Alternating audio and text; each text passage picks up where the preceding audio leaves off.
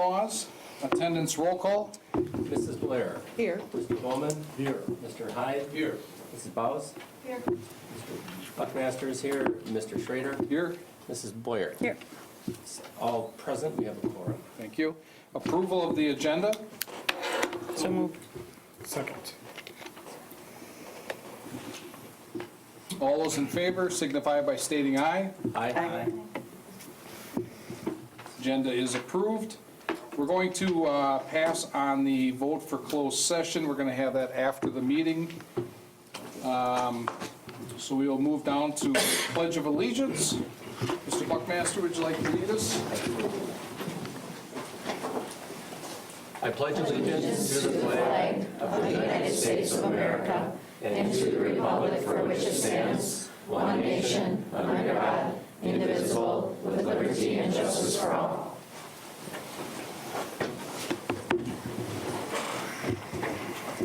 Thank you, Chris.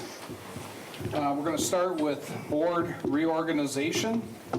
Under 4A, we're going to have a nomination for school board president. Do I have any nominations for school board president? I nominate Chris Buckmaster. Do I have any other nominations for school board president? Can I get a second? I know, but I have to get a second on your nomination, I believe. Thank you. What's that? You don't? Good.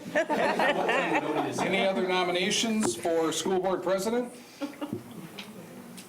Okay, Mr. Buckmaster is our only nominee. All those in favor of Mr. Buckmaster being the school board president indicate by stating aye. Aye. Motion carries 7-0. Congratulations. Thank you.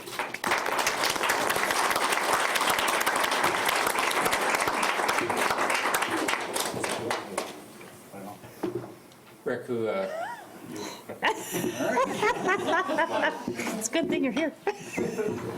all right, nomination, item 4B, nomination for school board vice president. Are there any nominations for school board vice president? I nominate Brett Hyde. Brett Hyde, do you accept? Thank you. Yes. Are there any other nominations for school board vice? Self-nominating myself for President. vice president. Tracy Blair, and you accept. Yes. Any other nominations for school board vice president? On the nominations for school board vice president, we have Tracy Blair and Brett Hyde. In the order that they were nominated, we'll do a roll call vote. Can you handle it? Roll vote. On the order nominated, those in favor of Brett Hyde for school board vice president will signify by saying aye when Mr. Schrader calls your name. Okay. Ms. Blair? Nay. Mr. Bowman? Mr. I. Mr. Buckmaster? Aye. Mrs. Blair? Aye. Mrs. Boyer? Sorry. House. Aye. Mrs. Bouse? Aye. And I'm an aye. You're aye. 6. All right, the vote is 6 for Mr. Hyde. Mr. Hyde has been elected the school board vice president. Thank you, Mr. Hyde.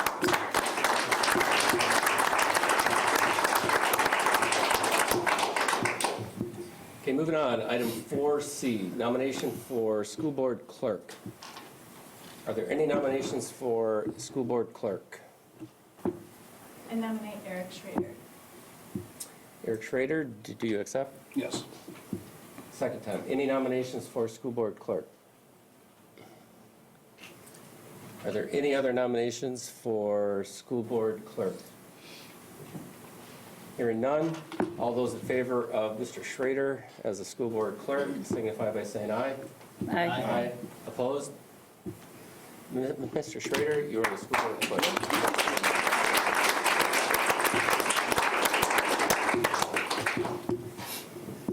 Item 4 D, nomination for school board treasurer. Are there any nominations for school board treasurer? I nominate Bob Bowman. Did you accept? Yes. Are there any other nominations for school board treasurer? We have to do it 3 times, that's what I'm doing. Are there any nominations, any other nominations for school board president? Yeah, Treasurer. treasurer. Sorry. Hearing none, Mr. Bowman, all those in favor of Mr. Bowman as the school board treasurer signify by saying aye. Aye. Opposed? Mr. Bowman, you are the school board treasurer. Thank you very much.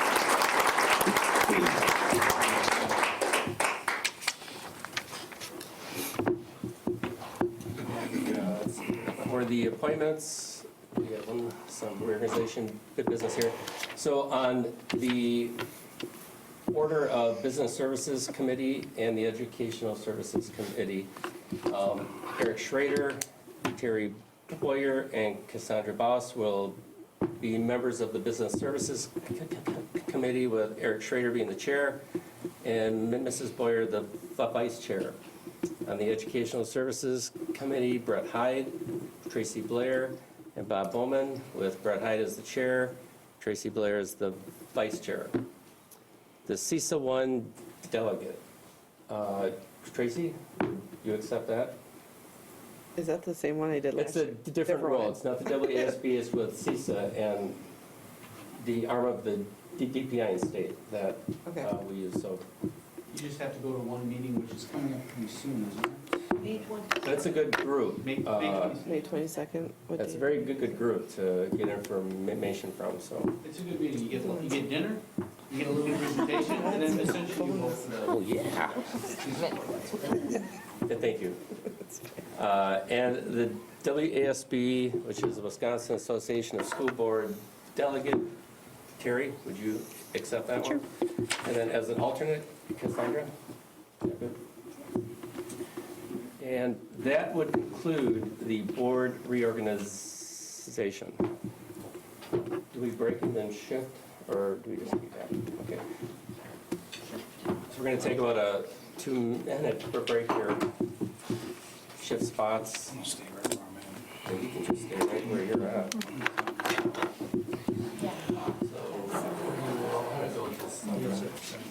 Oh, yeah, we do. Want to go with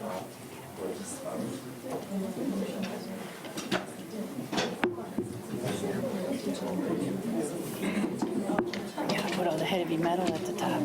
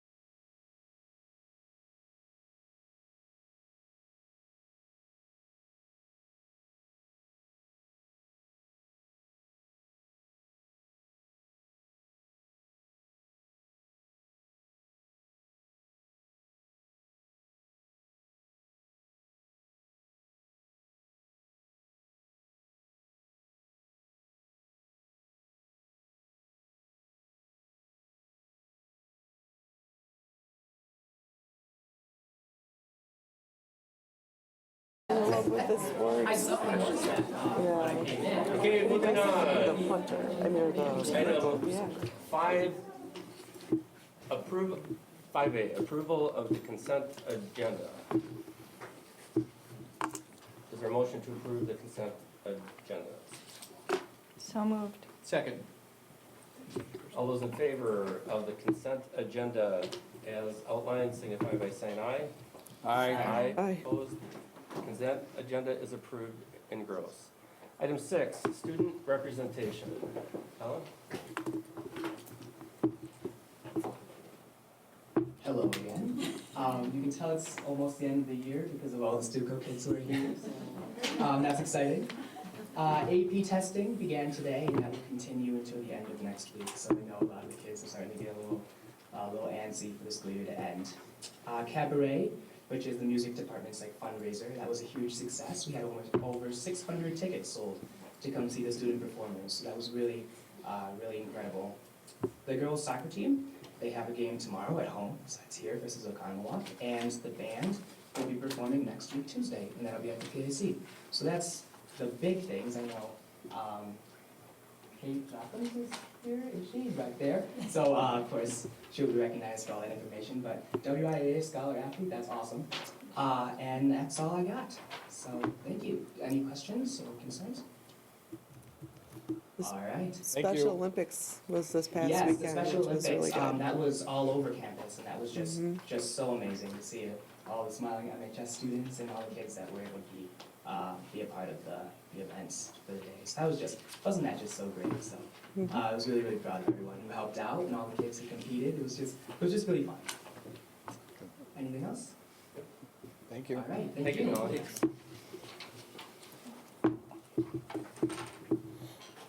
And item 7, public forum. Is there anyone wishing to address the school board from the public? Going once? Going twice? We have none. Thank you.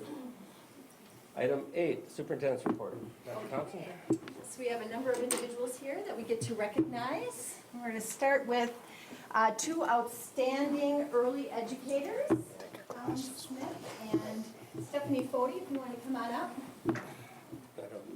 Okay. He was duly warned. Our new board president has certificates. That's what the board. So, certificate of appreciation. The Muskego Norway School Board congratulates Muskego Lakes middle school teacher Colin Smith on being named by the Wisconsin Association of Colleges for Teacher Education as the 2019 recipient of the award for Outstanding Early Career Educators. Educators who qualify for this award are in their first 3 years of service. They are recognized for their positive impact on schools or communities, innovation in designing learning experiences, and advocacy for students. Colin Smith was identified as a teacher who exhibits these outstanding qualities. The Muskego Norway School Board hereby commends Colin Smith for his exceptional early career teaching ability that brings honor not only to himself, but also to the Muskego Norway community and to his students to learn, grow, and succeed. Presented at Muskego the 6th day of May 2019 and signed by the officers of the board. Thank you.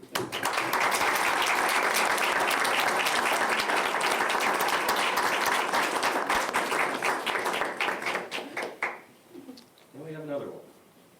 The Certificate of Appreciation.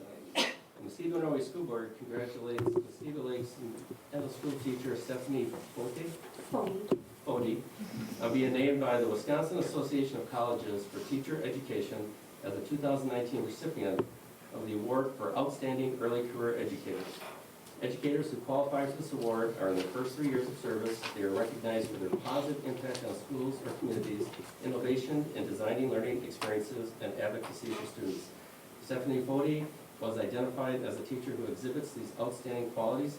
The Muskego Norway School Board hereby commends Stephanie for her exceptional early career teaching ability that brings honor not only to herself, but also to the Muskego Norway community and to her students to learn, grow, and succeed. presented here the 6th day of May 2019 and signed by the officers of the school board. Thank you.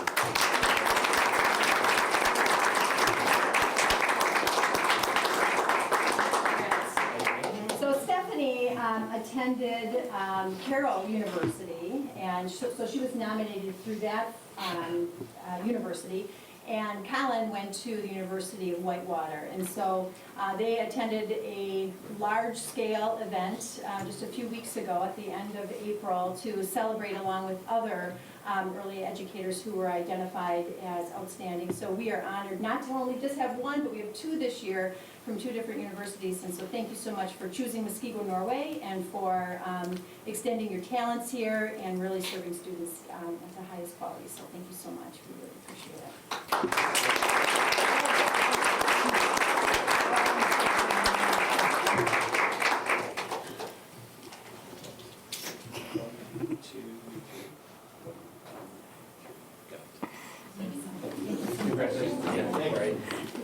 Photo on it. Okay, next up we have some exchange students who attended school here this year, and Rick Batfalski is going to introduce them, and then they'll share a little bit about their experiences here. So I have three probably little timid girls right now because I mentioned something about 7 board members and a couple of administrators. Yeah. Left the little people out. I got scolded a little bit. But this year, Muskego High School is fortunate enough to have 3 foreign exchange students. Martina Bazzo from Italy. Nina, I'm going to mess with your last. Yes. What she said. and Victoria Shuraska from Poland.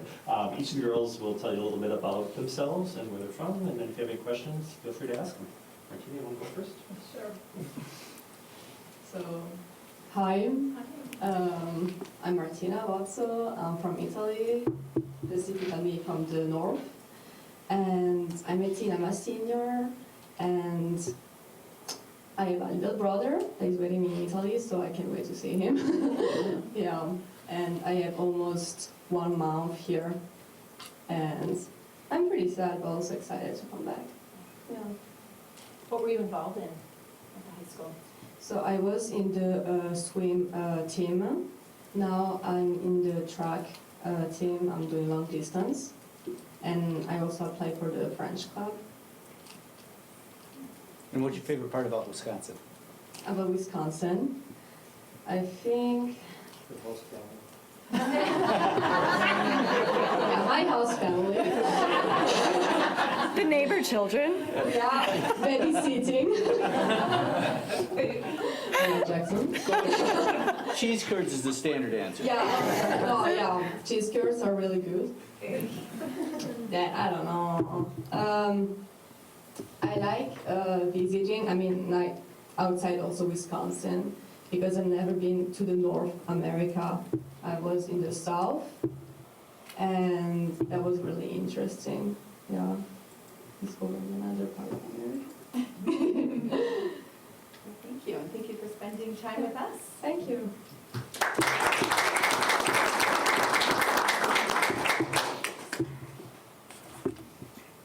So I'm Victoria, and I'm from Poland. I'm lucky from Warsaw, so the capital of Poland. In Poland, I live with my mom and my dog. But I also have my cousins, and they're like for me like sisters, and I miss them.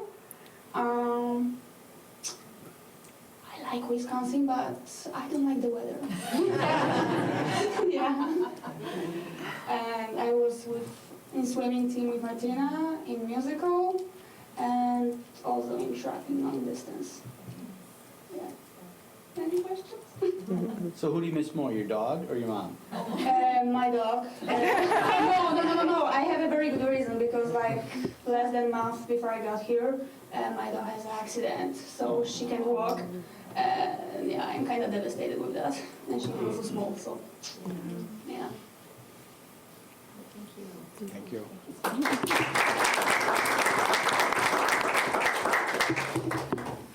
Hi, I'm Nina Jussenhofen. I'm from Germany and I live near Munich in a city called Konstanz.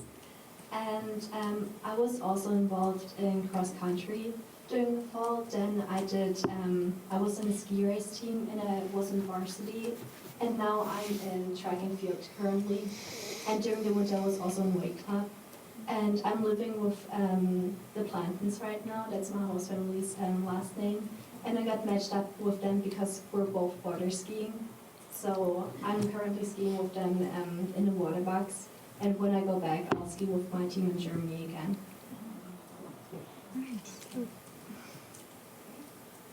Questions from the board? I can ask one if you want. How do you feel about being on a state championship team then, with the cross country? I think that's really impressive. I mean, that's something to tell your friends when you get back. That's true. Yeah. Thank you.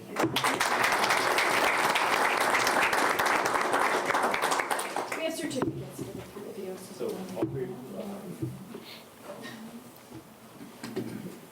So I'm going to read one part of the first one, and then the rest will apply to all of them, because one part is general. Okay?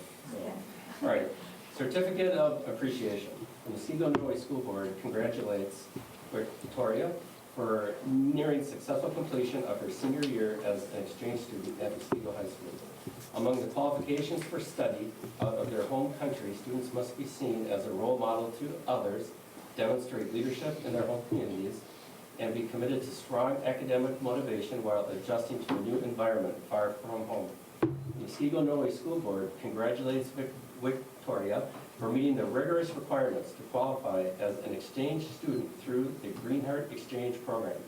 We wish her continued success in her academic and career goals as she prepares for her return to Poland. Presented at Muskego the 6th day of May 2019 and signed by the officers of the school board.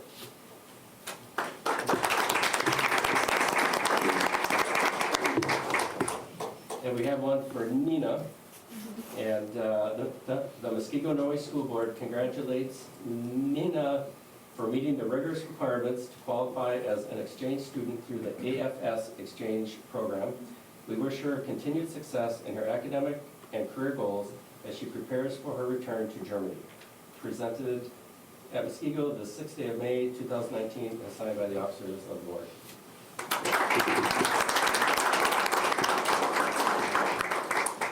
And for Martina. The Muskego Norway School Board congratulates Martina for meeting the rigorous requirements to qualify as an exchange student through the Greenheart Exchange Program. We wish her continued success in her academic and career goals as she prepares for her return to Italy. Presented at Muskego the 6th day of May 2019 and signed by the officers of the school board. Congratulations.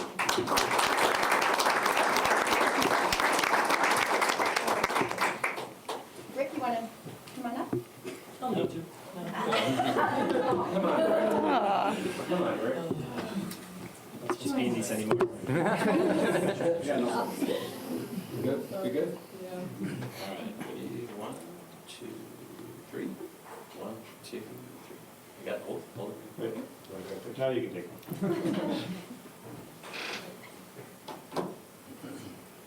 Thank you. Thank you.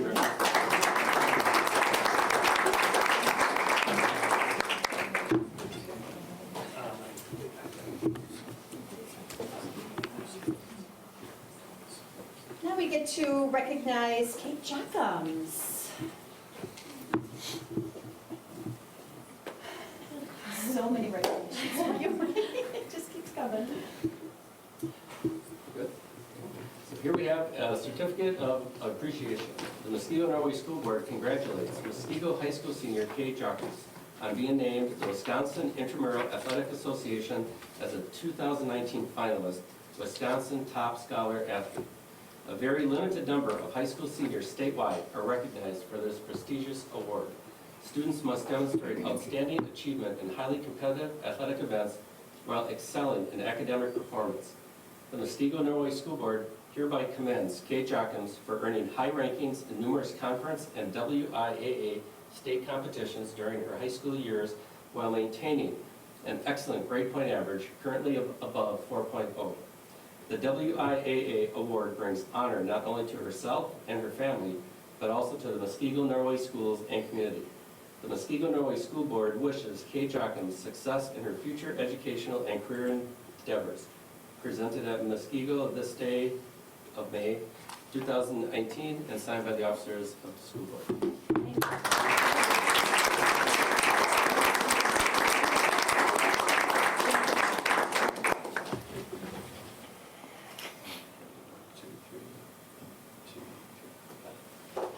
Again. Oh, another one. Thank you. Thank you, guys. Congratulations. That does not happen very often in our district at all, so it's wonderful, Kate, that you can bring us to the limelight yet again. So thank you. All right, now we are recognizing an outgoing board member and board president. I'm gonna need my glasses for this one. Oh my gosh.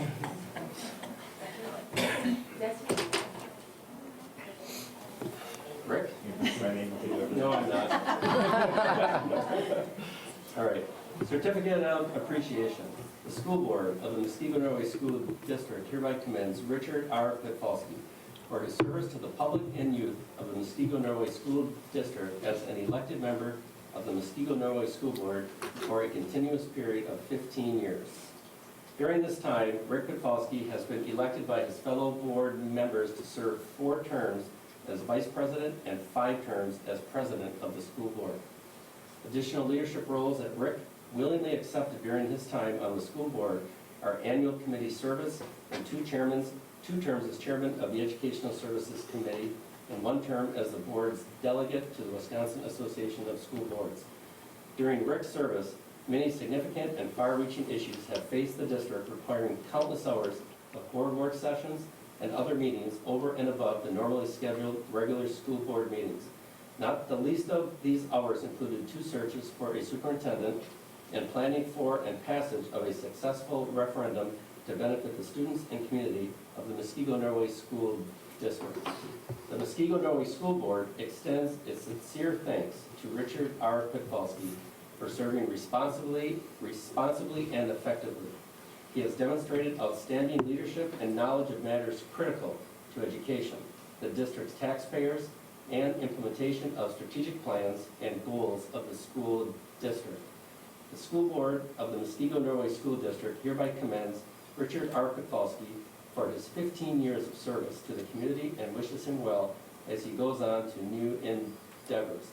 Signed at Muskego, 6th day of May 2019 by the officers of the school board. Congratulations, Rick. Thank you, sir.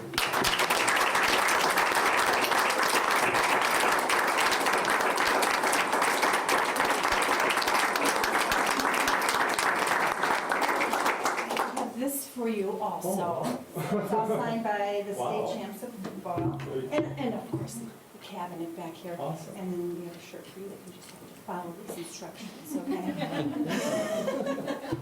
And we have a little video that, and it's so short, it's only like, it's about a minute. Now, and the thing is, we got cut. So for the end of the school year breakfast with our staff, we only had 30 seconds for every person, and so Jeremiah and I did a little something, and it took a minute, so we got cut. So we wanted you to at least see our appreciation, and this is sort of this combination because not only are you retiring, but you're also a Compass Award winner. So this was actually for the Compass, but so we wanted to at least let you see it. We had some wonderful people At least supporting the us. G-rated portion. It's just a few, about a minute, okay. Hi, Rick. We're here to share a few words about you. Before we get started, I guess I just have to ask, is he still going to be on the board when he hears this? No, his last board meeting was in April. So I'm not going to get in trouble for anything I say here today. Oh, real funny, Jeremiah. This is serious stuff. We have to keep it nice and clean. So let's think of a word. How about generous? When I think of generous, I think of his 16 years on the school board, 6 of which were as school board president. I would agree. He's been so generous with his time and taking part in all of our master planning meetings, and school board meetings, and committee of the whole meetings, and tons of meetings. I was thinking of the word persistent. Oh, I love the word persistent. For example, this winter, when there were so many school closings, he was so persistent in pressuring me to sing a song about closing the school. It's a snow day. Snow day, baby.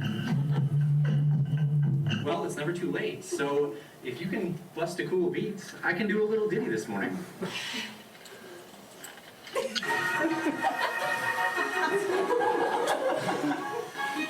This is a song dedicated to Rick. He helped us build new buildings and win blue ribbons while he was president. We established a clinic. You can find him on Facebook informing the critics. He's for raising scores and lowering taxes. We're a top workplace and appreciate his tactics. He captures the moment and he's never short on passion. Congratulations, this conference is fantastic.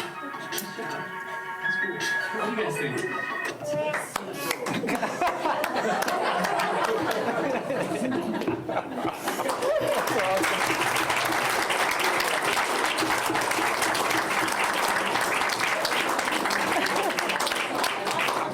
It's really been an honor serving with all of you. That's actually an example of how much fun it really is to do all the work that we've done throughout the years. And I sincerely thank you for all this. Thank you.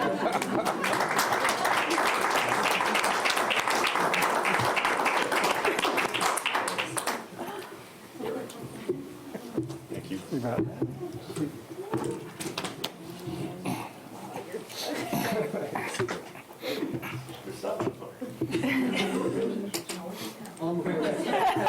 Before that's posted to YouTube? That one won't be making the social media.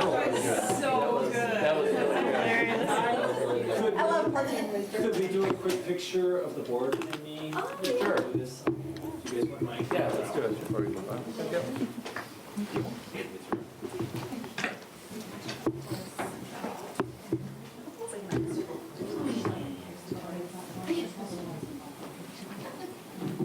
Little sign that says, I guess we can bump it. There you go. Can I use the flash? You won't need it.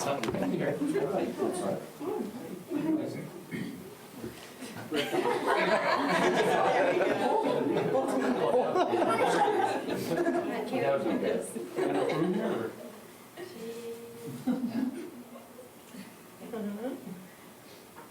Or should we do the Martina pose?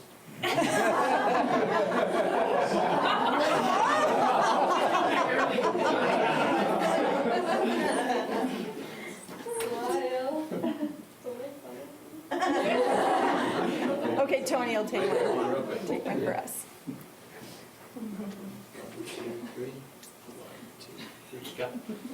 Thank you, everyone.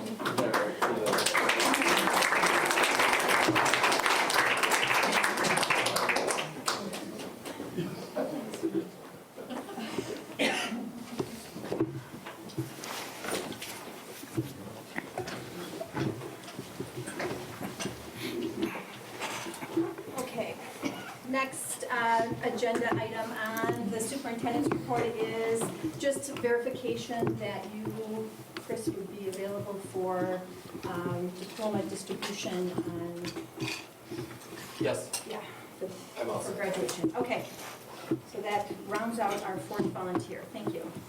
And now we're up to curriculum review updates. Christine. So we have some exciting updates. If we would have known, especially for the music update, we could have put it to C. We did.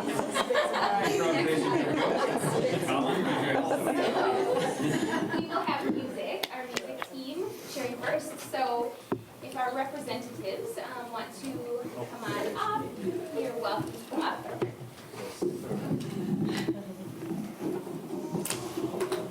So with us tonight, we have Chantel and Sarah and Brianna and Matt. And this year, the music department was in a review year. So as we were explaining earlier, we had the opportunity to come together multiple times throughout the year and take a look at our current practice and evaluate what our next steps are in the work that will be up and coming.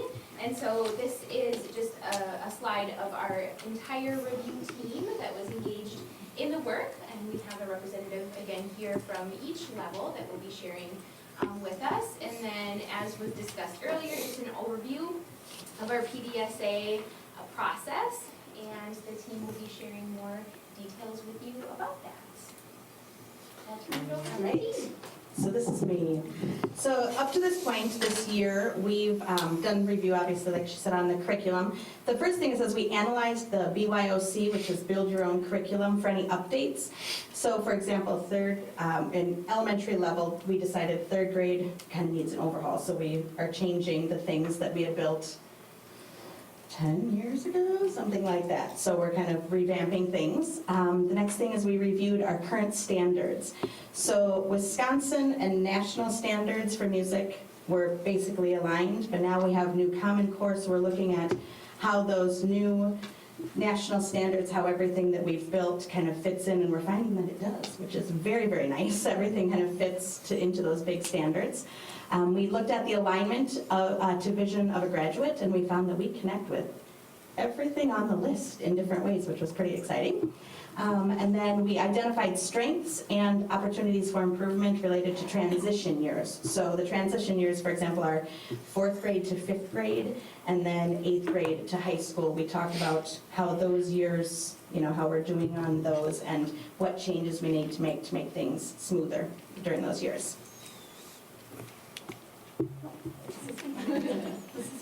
All right, our vision and mission statement is inspiring musical discovery. Our mission as the Muskego and Norway K-12 music program is to educate with artistic integrity, emphasizing teamwork, creativity, high-level thinking, and quality musicianship. And we're going to do this by providing a safe and caring environment where students are comfortable expressing themselves and feel a sense of belonging. We'll also provide meaningful experiences that connect students intellectually and emotionally to our global society and cultural heritage. We do this by providing a variety of instructional practices for diverse learners and guiding students toward an aesthetic experience. We also promote lifelong appreciation and application of music. And lastly, we'll be challenging students to gain a deeper understanding of themselves and the world around them. On the left up there, that you can see all the Wisconsin state standards and how they all align. We certainly reference those as we came up with our pillars. So we wanted to align with that, but also with the district, as you can see on the right, we wanted to align with the high-level practices within the district, specifically repeated reading, note-taking, and academic conversations. And also, Chantel earlier talked about that document where it is linked right there. I just wanted to give you a few highlights as things that are that we believe that we are aligning big time with what's going on in the school district. For the knowledge, skills, and dispositions, for reading, we talk a lot about notes and the symbols that are used in music. And for writing, we compose music. For speaking and listening, we use academic conversations around musical pieces and performances. For STEM, we discuss the science of sound, how music literacy is math, vocal techniques focusing around anatomy. For community involvement, we of course have marching band, choral festivals, and connections with assisted living centers. The global cultural awareness, we perform music and discuss music from multiple cultures. Music is frequently a collaborative effort, of course. For self-knowledge, we try to cater as much as we can to multiple learning styles. For skills, the critical thinking and creativity, we do that on a daily basis with instant feedback. We believe that we are one of the best about immediate feedback in the classroom. Skills in leadership, students gain leadership skills through performances and rehearsals and in class time as well. We promote growth mindset for our habits, and of course health and wellness, the last one on this list, is we create a classroom where students feel safe, and we also teach the skill of mindfulness in the classroom. All All right, so up on the board right now is the current state where we're at right now. We talked about a lot of the strengths, K through 12, and we talked about these three main pillars, if you will. One of them is music literacy, so it's really important to us that students not only are able to read notes, but they're able to read rhythms in music, they're able to speak like a musician, and be able to have intelligent conversations in music. So music literacy, we continue to be strong with. Performance skills as well. It's really important to us that we prepare these students, kindergarten through 12th grade, for their performances, for their concerts. And also artistic interpretation. So what can we do to take these performances to the next level? What are the styles we performing in? What are the genres? We have the students watch performances and give feedback on what went well, what didn't, what can we do better for next time. So that's really important to all of us, and we want to continue to be strong in that area too. As well, we talked about opportunities for improvement. So something that came up was just having common resources amongst all the elementary buildings, all the middle school buildings too. One thing that we discussed is just instruments in general. Just making sure that we have instruments that are maintained, or maybe some need to be replaced, things like that. So that's one thing we talked about. The next thing was the 5th grade transition. So we discussed how the 5th grade students and families, they need to choose their music choice for 6th grade. Currently it's right now either band or choir or general music. And sometimes it's a little difficult because just with how the schedule works, sometimes the students don't get into a music classroom in 5th grade until the 2nd semester. So they're having to make these decisions, so we talked about how that was a little bit of a challenge. So the next thing also is just curriculum updates. So as Chantal mentioned with BYOC, it's just a little bit outdated. It was at least 7 to 10 years since they did work on that. So we're continuing to kind of revamp BYOC and kind of out with the old, in with the new. And then identifying our kindergarten through 12th grade standards of focus, and we thought that Summer Institute would be a great time to discuss this. So, thanks. Do you have any questions for us? Thank you for attending. Thank you.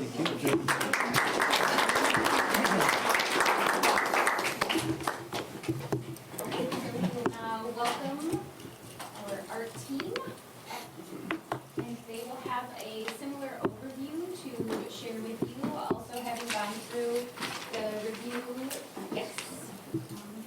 this year, and the overview and next steps of the work for this team. Again, this is a whole overview of the entire team, and then we have our representatives introduce themselves. I'm Gina Rochelski. I'm the middle school teacher at Mosquito Lakes. Sharon Motes, I'm a middle school teacher at Winchendon Middle School. I'm Carrie Hilbers. I'm at Bailey Elementary. I'm Charlene Owens. I'm at Mill Valley Elementary. Sorry, Angela Cook, and I'm at the high school.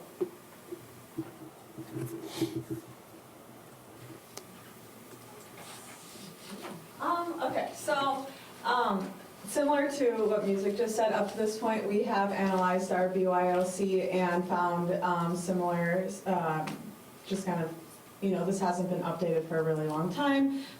So we're starting to look at that and see, how can we update our curriculum, make it a little bit more 21st century, preparing kids, looking at our vision of a graduate and what that means to us as art people. We identified priority areas for K through 12 progression. A lot of this had to do with vertical alignment, which we will talk about a little bit later. Developed a vision statement for our department. We did not really have a solid vision statement, and we came around this, and it took us a really long time just wordsmithing like what is really important to us. If we had to sum it up just really, really quickly to someone, what are our main priorities as a department? We identified professional development opportunities. There are a lot of opportunities in our state and outside of our state to connect with other art educators, and we want to take more advantage of that just as a unit. and then continue to develop authentic community partnerships. We're going to talk about this a little bit later as well, but just looking at our community engagement and our program and how our program is involved in the community and how it could better be involved in the community, more visibility of our program in the community, along those lines. Yeah, I just realized that it was, sorry, it's exactly what I was gonna say. I just have, we're developing partnerships with the community more. We have an outline for it, a timeline, we're gonna jump on board with that. And just more of the inclusion of the artist studio habits is gonna be something we're gonna focus on.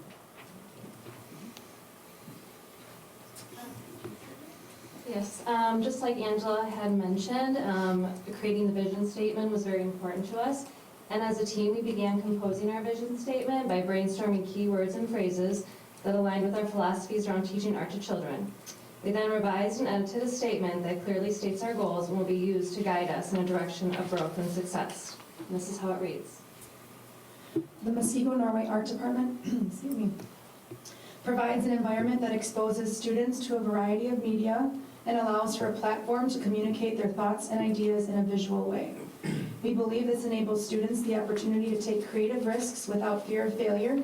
These lifelong skills will empower our 21st century thinkers to become contributing members of our community and world. One of the ways that we're looking to better support our 21st century learners and growing artists is, as a department, we've been working to integrate the studio habits of mind. The studio habits of mind, which are featured on the left side of the screen there, are based on research by Harvard University's Project Zero and art education researcher Lois Hatland. The researchers found 8 dispositions that artists use and are necessary to develop creative thinking skills and in order to think and both create like an artist. Artists, whether professional or students, raise questions, engage with ideas, develop skills in craft, solve problems, think critically, and reflect on their work. The studio habits aim to help build these skills and are important for not only artists, but also for the larger world. Additionally, they help to develop agency within students and create a more personalized learning space, where students are treated as artists and thus learn to make choices like artists. Within this philosophy, students to varying degrees control the subject matter, materials, and approach their work, drawing on their passions, cultural backgrounds, and utilizing art as a way of understanding the world. While we recognize not all students will become professional artists, developing artistic habits and skills like perseverance, reflection, and self-expression are necessary in other areas of academics for future careers and to be active citizens of the world. Additionally, as a middle school department, we have worked to align the studio habits with our state standards, which are adjusted and changing, so that's something we're looking to continue to do in the future.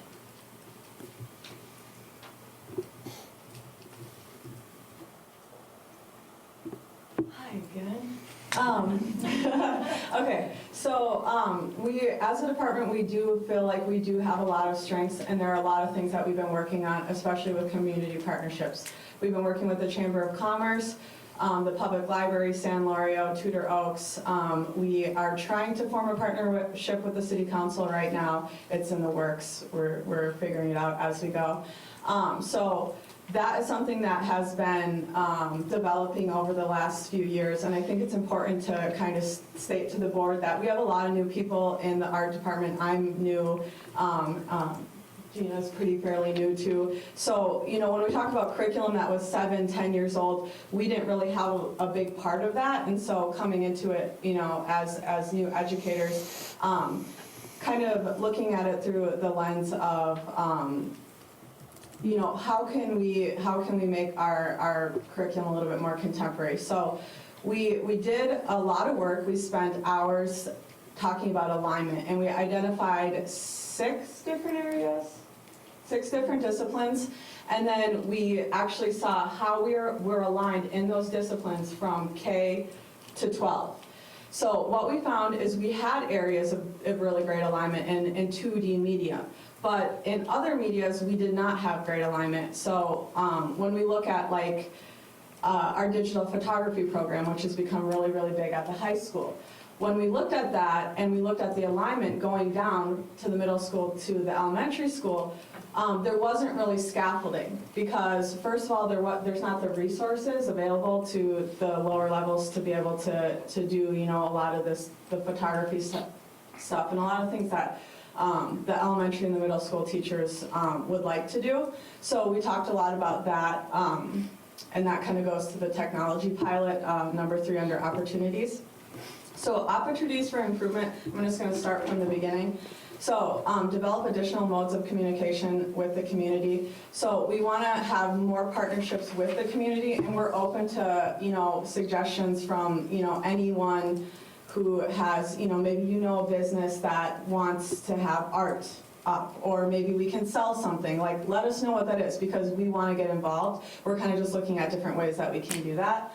And then we also want to develop more of a social media presence, because working at the high school, that's so important. Kids communicate with each other through Snapchat, through Twitter, through Instagram. And if we want to get our program out there, our word out there, and let kids know, hey, look at all this fun stuff that we're doing in art. Look at how great, these skills are that you're building in art. We're going to have to build more of a social media presence. So we're going to hopefully work on that during Summer Institute or sometime this summer. So number 2, updating and revising the curriculum. So we're kind of waiting for the shift with BYOC to the Google Slides thing. So we're going to wait till that rolls out. But once that rolls out, then this summer we're going to put the work into, we have new things that we want to do. We have alignment that we want to work on.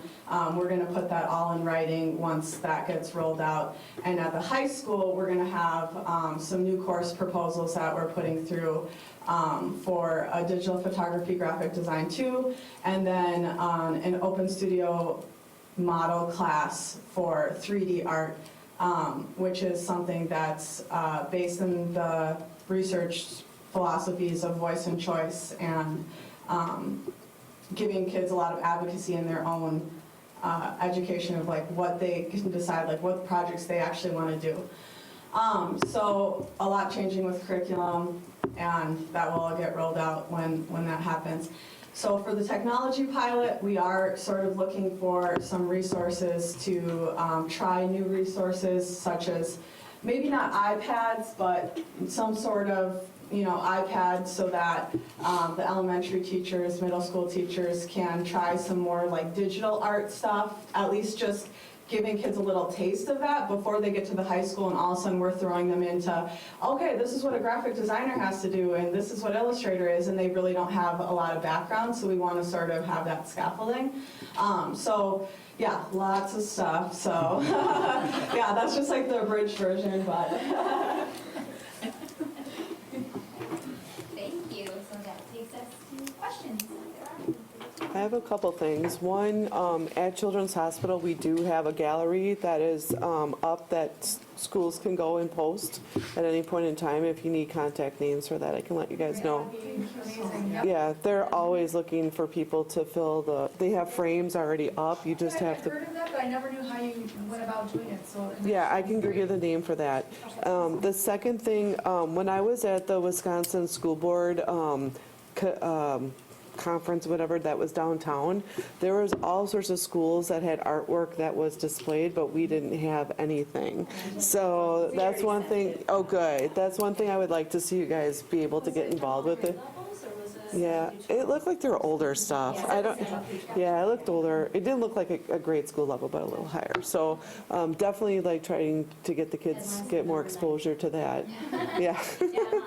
All right. Good. Okay. I'm glad you passed that message along. Thanks. But no, and I really appreciate the doing the digital, because my son is in the photography class, and yeah, with not having any background and stuff, he's working with his older sister who took the class to help him. But yeah, definitely something that's kind of a useful thing to have and learn and stuff. So thanks. So Courtney or anyone can chime in. Are we offering any art or music courses for credit during summer?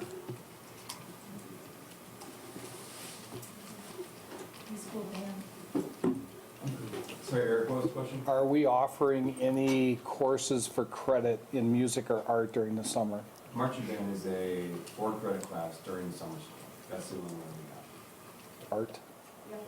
Oh. For band, like I have a class that I run in the Right. summer, but it's for middle schoolers and it's not for credit, it's through SLA. So They're also, yeah, through SLA, they have ukulele and. yeah, they also offer like things that. ukulele, piano, mallets for elementary students, so. We have our SLA classes as well. We have for middle school, art through the ages, and then we have 2 courses for elementary school students, but we don't offer a high school credit class in the summer for art.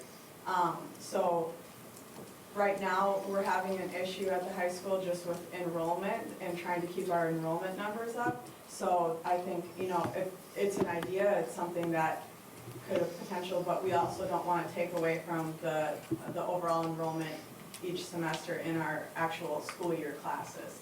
Yeah, I understand that, but I guess my thought is maybe students, when they reach 9th grade, if they haven't had much exposure in middle school, are opting to take other courses where maybe if we have a summer class or 2, maybe that's going to spur more interest. I don't know, maybe it would backfire, I'm not sure, but just a thought. Yeah, I've actually thought about that too, and like, this is the kind of stuff that keeps me up at night, like thinking about these kinds of things, because, yeah, you know, there's a lot of passion for our program, and we have identified some things that we need to change, or things that we know that we need to work on, and it's kind of like, what is the best way to go about this? And like, when I think about like even course proposals and stuff, and proposing new courses at the high school, I do think that's really, really important, but even when we did the digital photography thing, and we got 110 kids enrolled in that class, the first when we rolled it out, but then those numbers are getting kind of pulled out of our other courses then too. So it's like a give and take thing, and just have to be careful. But I think if we keep offering kids things, because I'm listening to them, I'm listening to what they're telling me, and I ask them too, I'm like, what do you want? What, if you could have your ideal situation in an art room, tell me what it is, and I try to really take that in and take that into consideration. And a lot of what I'm hearing is the kids want to do the digital stuff, and I'm not a huge, I love photography and stuff, but I want to do that because I know that's what they want, and they find it applicable to their futures, and they want to be able to choose what they want to do. They want more choice and more freedom, because they're teenagers, right? And they're like, well, I want to choose, I want to decide. So I'm trying to hear them out with that, and that's why with the courses that I have sort of proposed, and I've gotten help from the girls too, with trying to like wordsmith that and try to make it sellable, you know, is like, how can we give the kids what they want, but then also give the community what it needs, and, you know, meet the standards and everything, so, yeah. So what I'm thinking is, not being a artistic person, so I get into high school and I want to maybe take an intro to art class, but my parents say, no, you need composition. I can see that happening. Yeah. But also probably for someone new or someone that wants to take an intro to art, I'm thinking if I take it during the summer, maybe I'm not as nervous about being in that classroom setting as I am not being a accomplished artist. Maybe I'm just with other kids that want to try it, which may then fuel my passion to go further. So I don't know, it's something you guys can think about. I totally get the numbers, and I think we're pretty open to suggestions and feedback and whatever, if, you know, even community members, you know, I hear your son, daughter's in digital photography. You know, that feedback is welcome, and we're willing to put in the work and everything that's going to take to, you know, make our program the best program that it can be. And I want it to be like a desired program where people are like, yeah, the Muskego High School art program, like, wow, they're making some awesome stuff, they're doing some awesome stuff. But the one thing that we kind of talked about a lot in our vertical alignment was just, we want to be strategic about how we do it, how we invest our time, how we invest our resources as a unit to the best possible outcomes, right? So we don't want to put all this time in rolling something out or something else out. And maybe it is just hearing what you guys have to say because, you know, you've been in the district a long time, you have kids in the district, and maybe it is a summer program, you know, something like that. So I'm willing to hear that out, and I teach the SLA stuff, but I love doing that sort of stuff, and we're all trying to just make it the best. You'll figure it out. Yeah. Well, the art department has a tougher job than like the music. Music is driven towards performance. So they drive the parents in for the Christmas concerts, the musical, everything else. It's much more difficult for the art department to do something like that. I mean, you can do the things like help out on the sets or whatever, but you only get that short recognition. You don't have the performers, the artists on the stage. I mean, that's difficult. And the community outreach is tough too, but I don't know if you could do some fundraisers for some of the stuff you wanted, maybe like a starving artist sale at Jamming on Janesville. Have you thought of that? You kind of nodded your head like you already got that. They always do the thing in the library. Like all the kids are picked and stuff, and there's a big, it's huge, yeah. My kids have During been in the it. Jamming on Janesville? No, it's during the school year. Okay. Yeah. No, but I mean, it's like a fundraiser, not just the presentation. I've been to the presentations, they look great. We've had a lot of ideas thrown out there. We were even thinking like an empty bowls thing where we could have, you know, like a community art event where people could come in and we'd have little workshops in different areas and we would do that.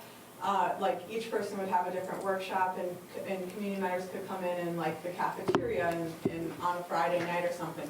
Like when I think about cabaret and I think about the turnout at an event like that, that is amazing to me. And I'm trying to wrap my head around like how can we get all of these people involved into something that's visual art, you know? So a lot of questions, not a lot of answers, so that's the problem. Yeah. There's one I saw during a Parade of Homes, I think in, Tosa, they had some high school and middle school artwork from the local district there in their Parade of Homes. Oh, cool. Trying to say, hey, this is an example of our community and what, you know, so, I mean, I think there's a lot of great suggestions here. I don't know. Last year- Yeah. Actually, yeah. Is that San Lorio? Yeah. And if you do it within our district, it draws potential families in. Yeah. That's good. Yeah. I think it's just tough because, like, I have kids in middle school, and there's just not a lot of options to pick from. If they go band, then they can't go art. It's like, it's one or the other. You can't really have that variety, and then you kind of lose them. And then it's all of a sudden in high school, I'm like, well, you've got extra electives. You can pick, art and stuff, and you're trying to sell it again. So I feel like middle school is your tough 4 years of trying to keep them like interested in it, because in grade school they all get it, right? Everybody gets art every every age group. Yeah, so it's hard with those couple years. It's not always that they're not interested. We'll hear that a lot from kids. It's like, gotta become kind of the track that they're on. Yeah. They take band, then they can't take art. Or language. They got to take a language, and then they can't take. But they're new to a language, then it cuts off the art. Right. And if they have to take or vice versa, that happens to them too. And so, Right. it's Right. It's tough. It's tough. Yeah, I agree. That's also too why we're just trying to shift our philosophy to more of a, allowing students to take risks and allowing students to fail. And I know that's like a scary word for a lot of people, but take creative risks and kind of value the process of making over the end product, because, kids are coming in and they're like, well, I don't know how to draw, I don't know how to do, I don't want to, I'm bad at this. And it's like, we don't care what it looks like at the end, we care about you learning and growing through the process, but it's something that's hard because they're not used to thinking like that. They're used to thinking like, no, I need to get this grade, or I need to do this, this, and this to be successful, and it's a different sort of way of thinking. So we're trying to align our philosophies around that to, just be creative. Yeah. Imagine. Exactly. Thank you. Thank you all. Thank you.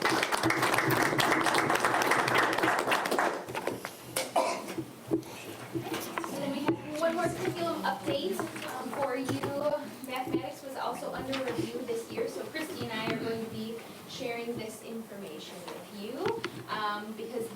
team that you see listed here would have been much too large to have here tonight.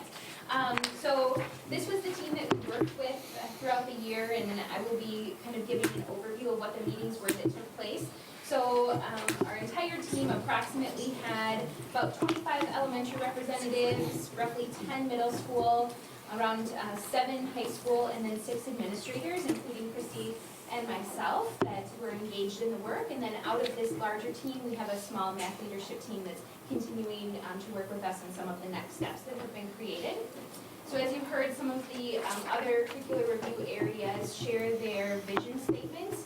We revisited our mathematics vision statement for the district, so there is a hard copy that was just passed around, and so we have a new format of what it's looking like, and we had the team analyze the prior vision statement for alignment to the vision of a graduate and other best practice pieces that we have in place right now. So I'll just let you take a look at that for a second.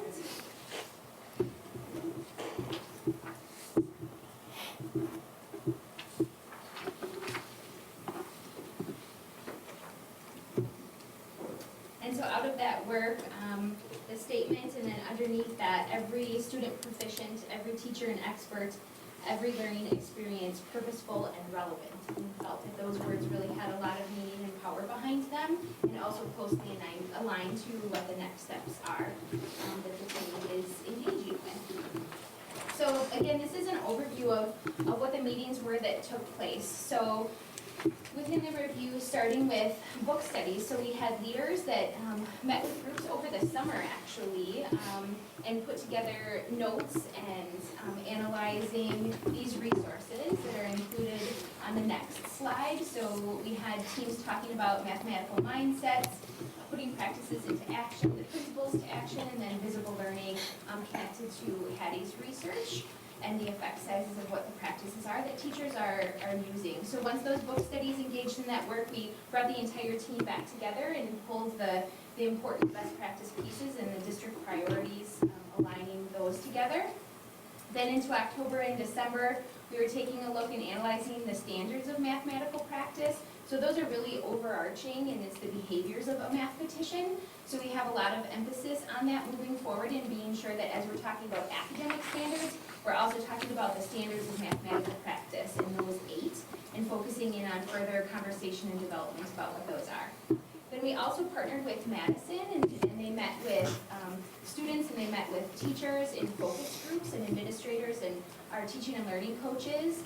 And they gave us a wealth of information back in a report, and then actually came and also presented to the group and provided next steps. We had asked specific questions to them around just accelerated placement of certain students and possible gaps and things like that, mindset of our teachers. So that gave us some very helpful and useful information. We had data as a part of our process, root cause analysis.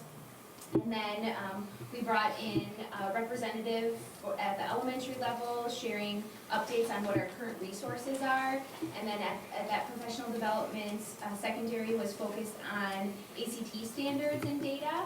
And then finally that came to the leadership team reviewing the synthesis of the information and providing us with what our next steps were. So that was the overview of the entire process, but within that, we had these key findings. Ooh, should I sing these or? Yes. Wrap it? Okay. So we took the last 5 years of our student achievement data in the area of math. We used both our state assessments and also our local assessments. And we dumped all of that data into Qualtrics. And we were able to sort by year, by reporting category. So for example, on our state assessment, geometry is a reporting category. Statistics and probability is a reporting category. Algebraic reasoning is a reporting category. So we were able to look at not just the overall proficiency of our students, but we were able to dig down into individual reporting categories by grade, by year. We could also sort by gender, by students of low socioeconomic status, students with IEPs, and in some cases even individual buildings. So we got very macro data, and then we went very micro with it. And what we determined was that in the elementary level, we're very strong in mathematics. Very high percent of our students are proficient, significantly above the state average by 20 to 30%. And every year, as we go through late elementary, middle, and high, we see just a very slight decline in proficiency in mathematics. But it was a steady decline. And there wasn't one grade that stood out where it was like, oh, it's 7th grade, it's that curriculum, or you know, it's this classroom, or it's this group of students.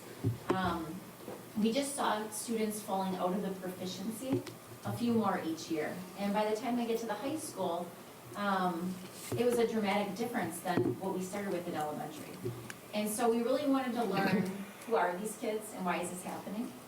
So as we started to dig into different groups of students, we noted that our students with IEPs and those from low SES backgrounds contribute to the largest gap area that we're seeing in mathematics. So when we knew that information, we could conduct a root cause analysis as to why is that happening. We know it's not our curriculum that's creating a gap. We know there's not a particular grade level or a certain subject area in mathematics where we're finding gaps. It's those two groups of students. So we had teachers go back to their teams to ask the questions. Why are our students from low SES backgrounds, who, by the way, our teachers are not aware of students' backgrounds. Why are those students not performing equal to their peers? Why are our students with IEPs, who a very small percentage of our students with IEPs actually have math goals? So what is it that's going on with our students with IEPs that's inhibiting them from performing equal to their peers in mathematics? So we got their anecdotal data and what they're experiencing in their classrooms, and we brought it back and did a number of activities that brought the highest leverage practices to play. It's called an in-out activity, and it's where you look at the things that people are saying are impacting the problem statement, and then you look at what the highest leverage of those are, so that you know what to actually target to make the biggest impact. I'll tell you what the results were shortly on that. We noted that transition did not appear to be an issue. So between 4th and 5th grade and 8th and 9th grade. Before we looked at the data, our teachers felt like transition was an issue. But after they saw the data, they were seeing that in terms of student achievement, transition was not an issue. But student behaviors towards mathematics, that there is a gap in, which is why we're focusing on the mathematical practices. For the last couple years, we've seen a bigger gap between 8th and 9th grade, but there wasn't enough data to say that that was a trend. It was just something that we noticed, so we're keeping our eye on it. We also noticed that our male students are performing slightly higher than our female students in the advanced category. So not that more of them are proficient, but in the highest category that's reported, we're seeing more males than females. That trend continues all the way up into our highest level mathematics course at the high school, Calculus A, B, and BC. 2 to 1 male to female. So again, the question would be why?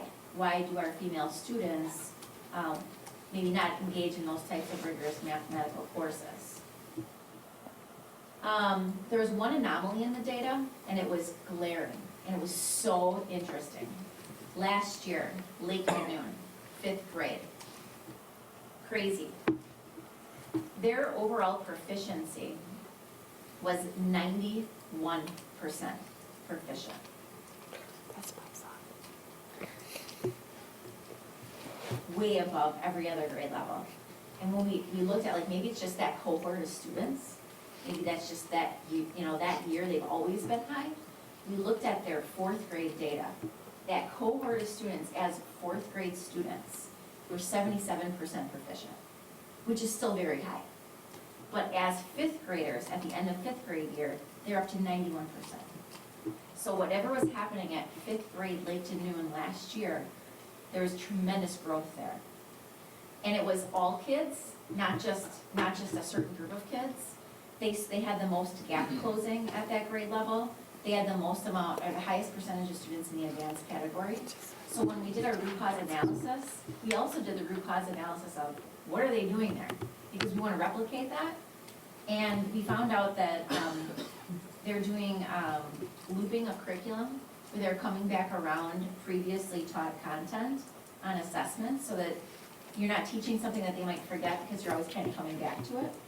And the other thing is they have a Tier 1 Plus program that they're doing, which is for students who might need like a double dosing of content. They're getting that from their classroom teacher before being referred to intervention.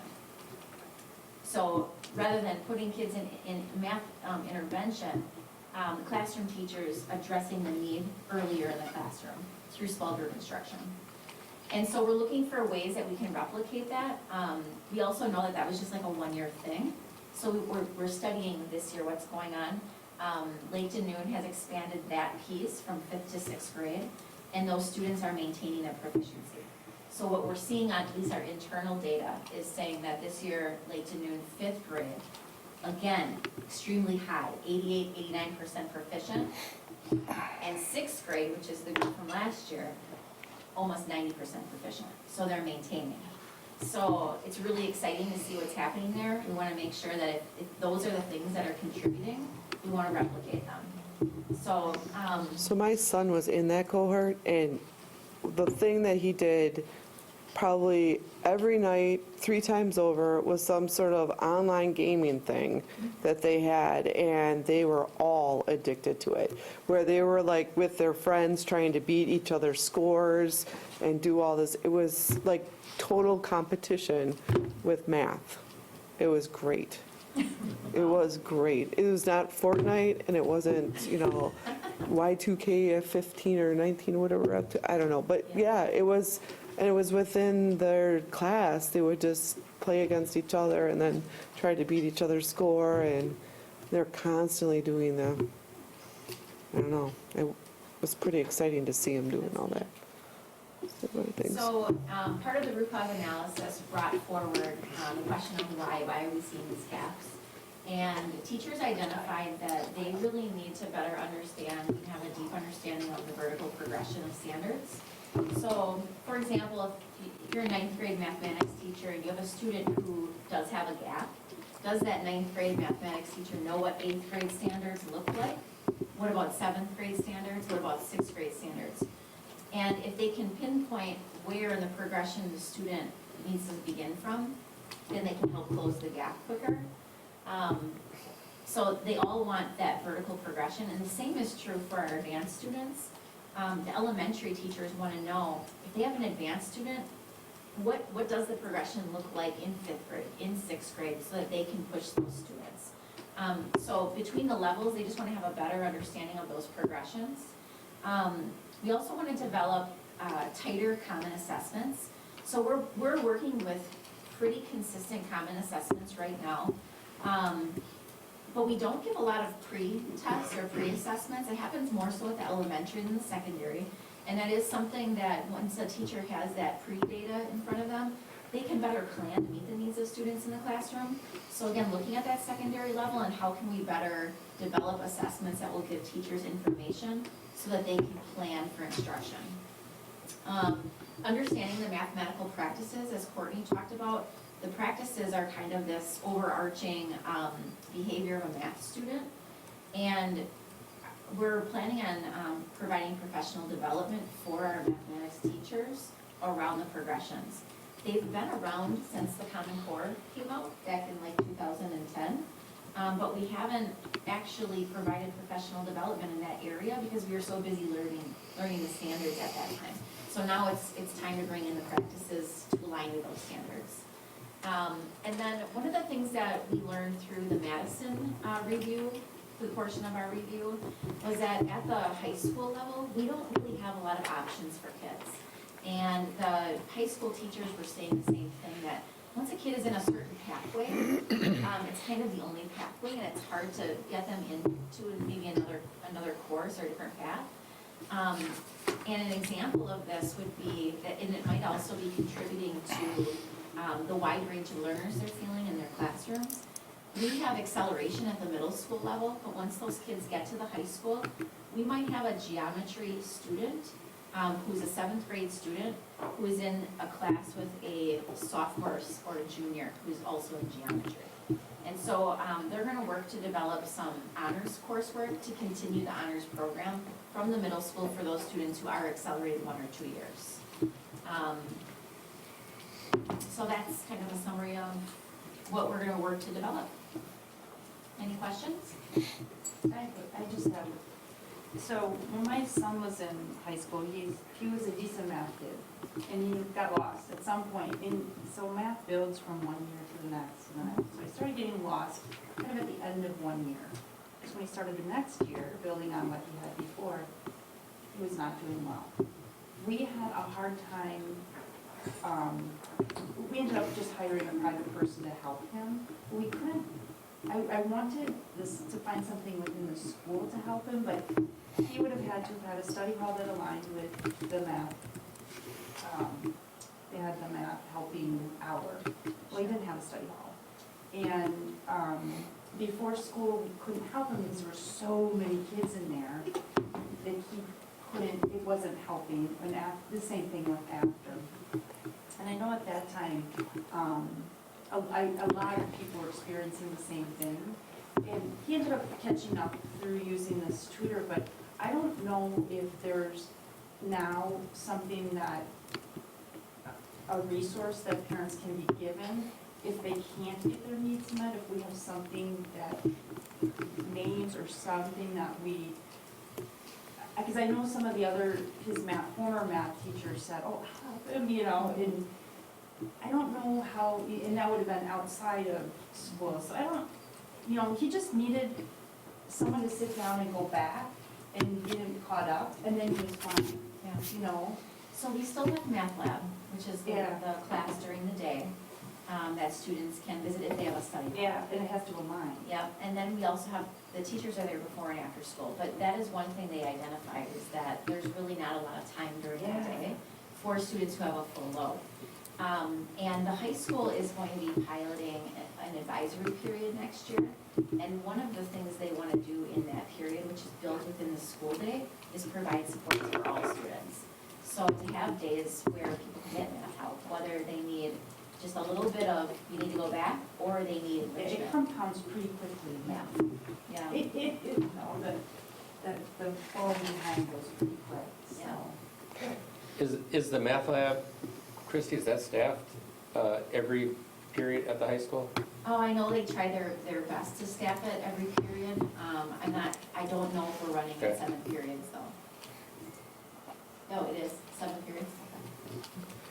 So you had mentioned before about girls and math and stuff, and my daughter Rachel's in physics at Carthage and calculus 3 or something crazy, and she's the only girl in the class. So I mean, we can't only be the only school where it's dwindling down to just one female. It's everywhere. I mean, even in college, she's just the only one. We did a study of other Waukesha County school districts performing well in the area of math to see, is anyone doing something that's closing gaps? Nobody's closing gaps. Yeah, so I don't know if that's a realistic goal. I don't know, I'm just thinking there's just some girls that have the brain makeup of being able to do more math than boys, but yeah. One thing I forgot to mention that's really exciting is there is Shar Dupler, she's one of our teaching and learning coaches at the elementary level. She is trained and certified in providing professional development for something that's called AVMR, Advanced Math Recovery, and there's 1 and 2, there's 2 classes. And we have about 30 teachers who have gone through AVMR 1 or 2 training. And when we talk about knowing those mathematical progressions, this would be mathematical progressions for an elementary level, like early elementary level teacher. There's so much research, and you guys they all laugh at me because I'm a secondary person and I'm getting so into this research. But there's some research that identify this learning progression by the time kids reach age 7. They have to have mastered these skills, X, Y, and Z skills, and there's more than X, Y, and Z, but the research suggests that if they haven't, the research says the gap will never close for those students. So you talk about like what's missing, that all of a sudden later on they struggle. It could be something that was missing back in elementary school. So like mathematical fluency, for example, is really huge. So we're looking to train 100% of our elementary teachers through the AVMR program over the next 3 years, so that they can better identify when a student might have just that little gap that at first grade, we're not really sure that's not such a big deal, that could turn into a big deal later on. Yeah, I know like my oldest, Zach, he was, I think, in 6th grade into 7th grade, skipped 7th grade math and went to 8th grade. Oh my gosh, like to miss a whole year's schooling of 7th grade math and then pick up on 8th grade math, it was tough. I mean, he did it, but then he struggled a little bit because he was skipping a whole year of math. But that's because he tested out of it. You know, like you have that, so I can see why that would you'd struggle with that later. Yeah. I mean, he's doing fine now, but back then, it was not easy. Any other questions? We got one, but it doesn't, if you don't have that now, it's fine. But how does Project I fit into this through all your research and analytics? Because I'm just curious, because that seems to be right around that age where they either know it or they don't. And I think Project I uses more of the online that Alex, right? Or They do and use Alex. has that been, has any research yet, or we haven't gotten there yet, right? We have determine? studied that, actually on two different occasions, looking at several years of data. And we have found no difference. Okay. No statistical difference between Project I and non-Project I in terms of student outcomes. Because as Tracy was saying, you know, those games, right, were important for her. You know, Project I, if people are having issues, if they would have access to Alex or some support, I'm not sure that exists. Where if you're struggling, why not have an online place to go through? Now, there's probably a cost, but maybe some parents will bear that cost. As Carrie said, they're looking for some way, and I don't know. My son always just loved that, Alex, because that's how he learned better, right? And so that might be something. Well, I know that they couldn't get to the next level unless they passed the previous level by like 80 or 90%. And so they would have to keep trying and trying to get to that, or they would contact their friend. How'd you do, you know what I mean? Like it was this, I don't know, just turned into a thing. It did. It was, yeah. But I don't see it this year, though. They're not doing the same thing. So, I don't know. All right, any other questions? That finally concludes.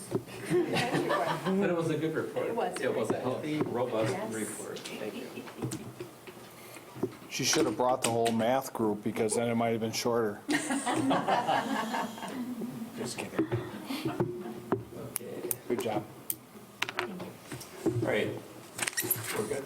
Yeah. Item 9, other reports. President's report. Just thank everyone for your support in the last election.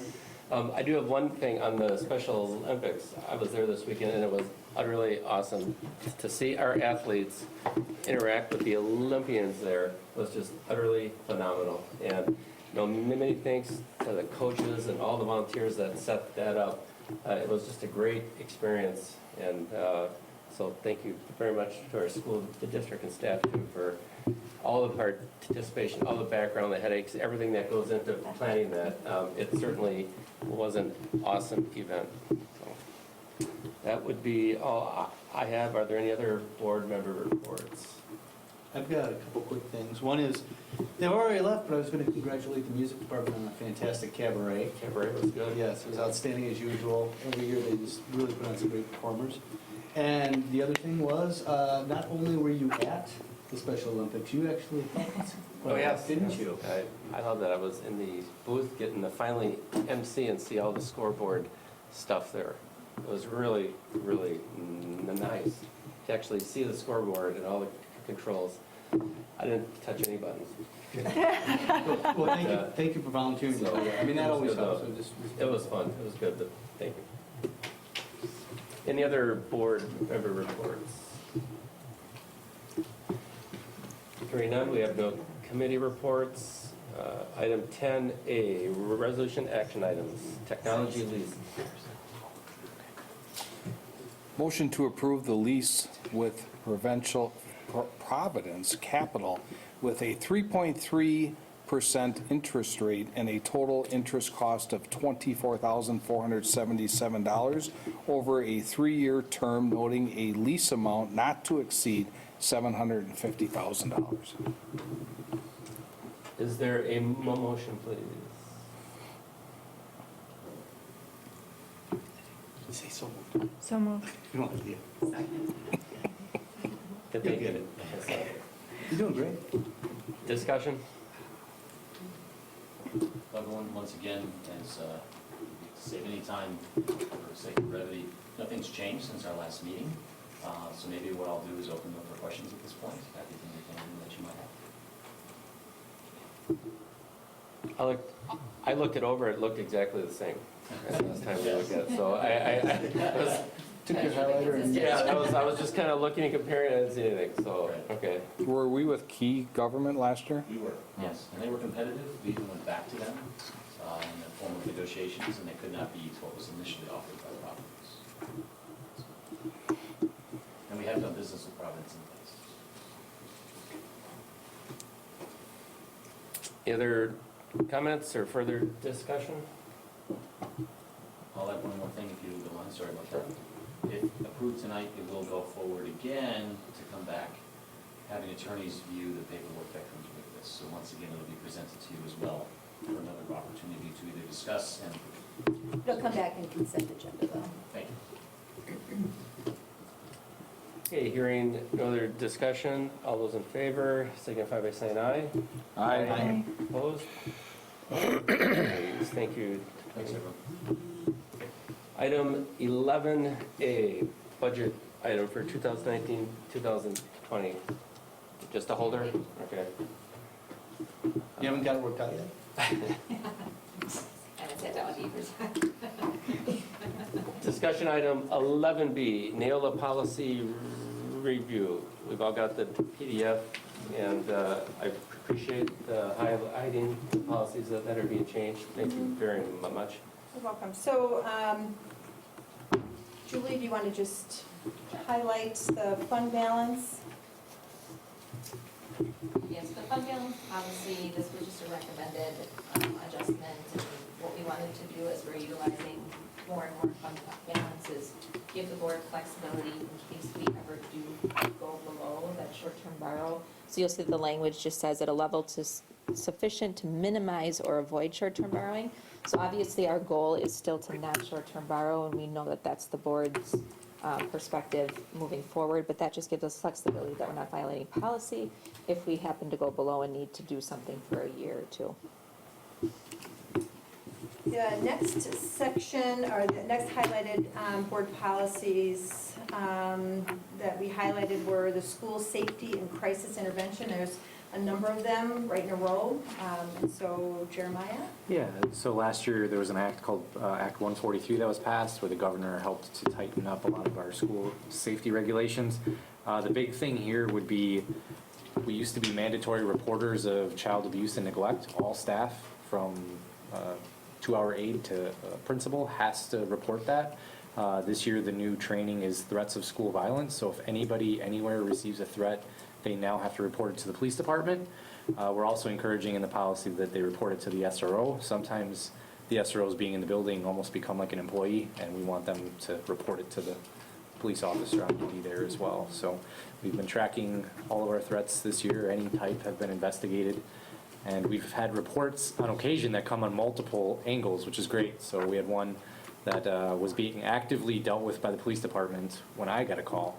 And so when I called it through, they were like, yeah, we're already at the person's house. So it's a positive thing. And Kelly's been also communicating it out in all of our newsletters to the community that we really need reports from all levels.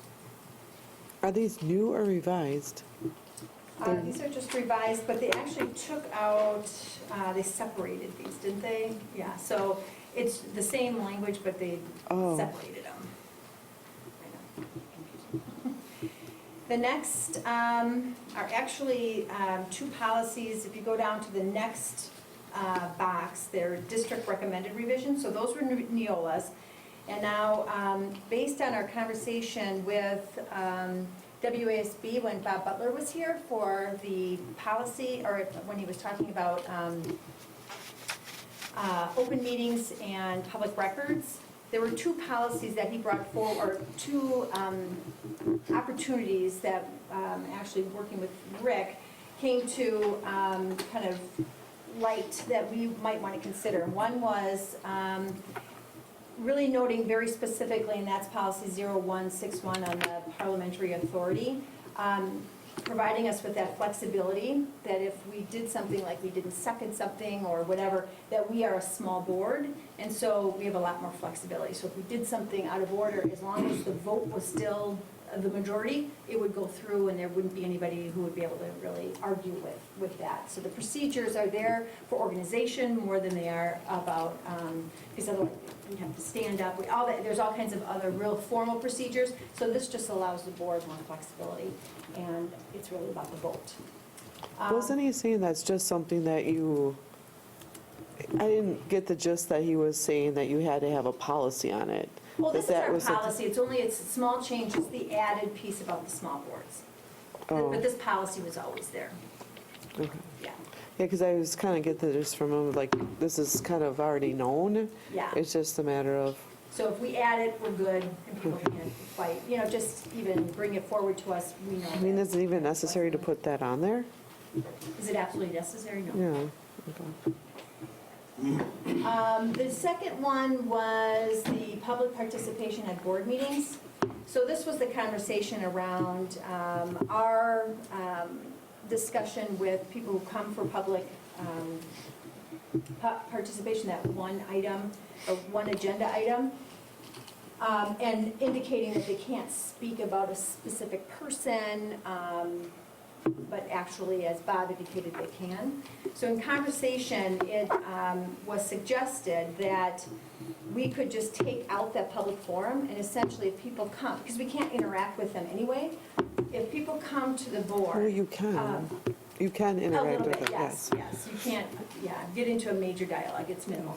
But what they would then, when they come to the board, what they'd be doing is speaking to agenda items. It is the board's agenda, they'd be able to come up, they'd still have that voice. And anytime somebody wants to talk to the board or to administration, that would just be something we would do. And if it would rise to the level of being a board agenda, then that would be determined by the board president. So this was just something in the conversation that seemed like we might want to consider. Certainly, it's not a have to, it's not legally required. We don't have to have that public forum component, and we could if we want. So we don't typically have many people, and the last one, yeah. So it's up to the board. Brought it forward just based on the conversation with Bob Butler. I think the thing that was more like noted by, or what I got from what he was presenting was, if it's not on the agenda, they can't really talk about it. And when you say on the agenda, school board budget, that gives a whole realm of different things that they can talk about. So I feel like our agenda items should be very specific, rather than giving them that option to talk. You know what I mean? If you want to, I don't know what your goal is. Is it trying to limit the amount of interaction you have with the public or not? Because I don't know how much you're really going to have when you have an agenda item that says school board budget, because they could come up and talk about whatever they wanted to. Yeah, and it's more about those that, I'm thinking of a couple, but one that comes truly to mind was when we had a large group of parents come in to talk about, our drug programming. And although that was informative and we needed to hear about that, it was sort of a surprise, and it created a lot of bad press for Muskego that wasn't accurate. And what would happen then is if they had an issue they wanted to talk about, they talked to us about that. We'd be able to provide them with the information they needed. And then when it came to the board, it would be a conversation that we all knew about. It was an agendaized item, and it wouldn't be a surprise. So yes, if somebody would come in, and right now we have, budget, 2018, 19, if they had some questions about that, I don't know that we wouldn't want to hear that, because that is just an open, dialogue. But if it's something that's totally not part of our agenda, had no idea somebody would be coming in to talk about, that kind of blindsides us, and we're not prepared for it, and But I don't know if that's something that you can avoid with the way that we have this. I mean, the way that the meeting is set up at the beginning is that they can voice their Well, that's the opinion idea. about We it. would take that out. Yeah, that's what this would do, would take. I don't know if I would want to here's the take deal. that out. Well, we should really seriously consider that, because it doesn't, when someone comes and speaks about something not on the agenda, it doesn't necessarily blindside us as much as it does the rest of the public, who has no idea what they're talking about and has no ability to come and speak for or against but some random thought. That is the purpose of why we meet. So we publish an agenda. People have confidence that we're only going to talk about the items on that agenda. If somebody is allowed under some verbiage that we have, and maybe there's a good reason, but they can talk to any of us and beforehand, right? But if they come here, that the rest of the public has no idea, has no ability to speak at all. So it becomes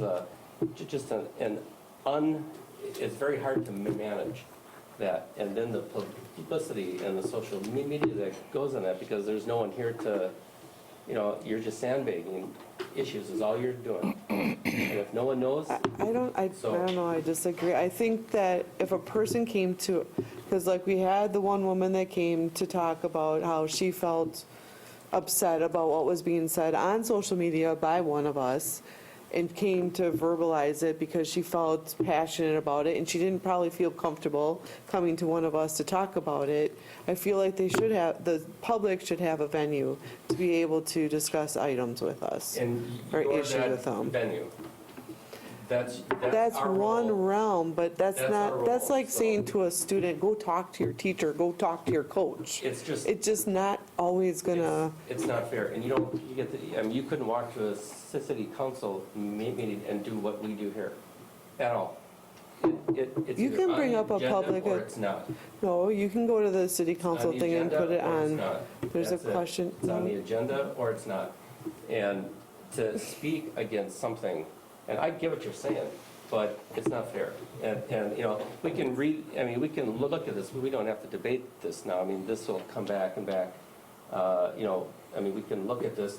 Yeah, I'll look We can at look it. at it as much as we can. Yeah. I only ask that you consider, right, without getting into an argument or a debate, when someone brings a topic that's not agendized, consider those who don't know and don't have a voice here, and they find out after the fact.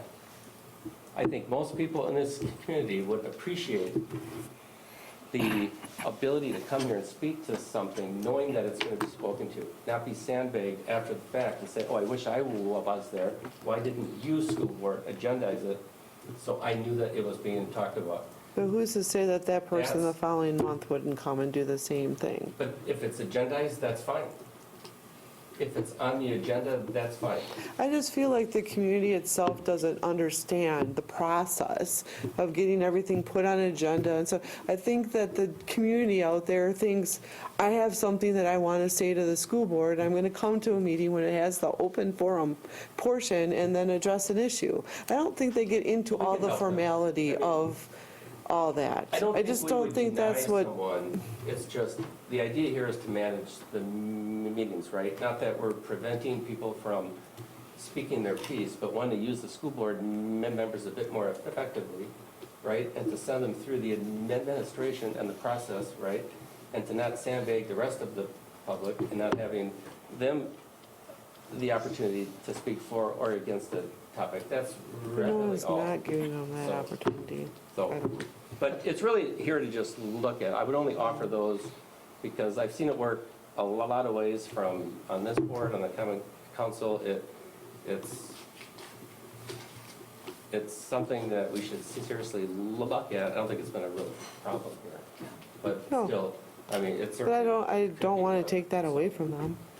I was prepared to ask a bunch of questions about it, and I understand both sides. I mean, I'm all for transparent government and giving people the opportunity to address their elected officials, but you make some very good points with the fact that, okay, this person comes up and addresses an issue, what about everybody else who has a concern with the issue?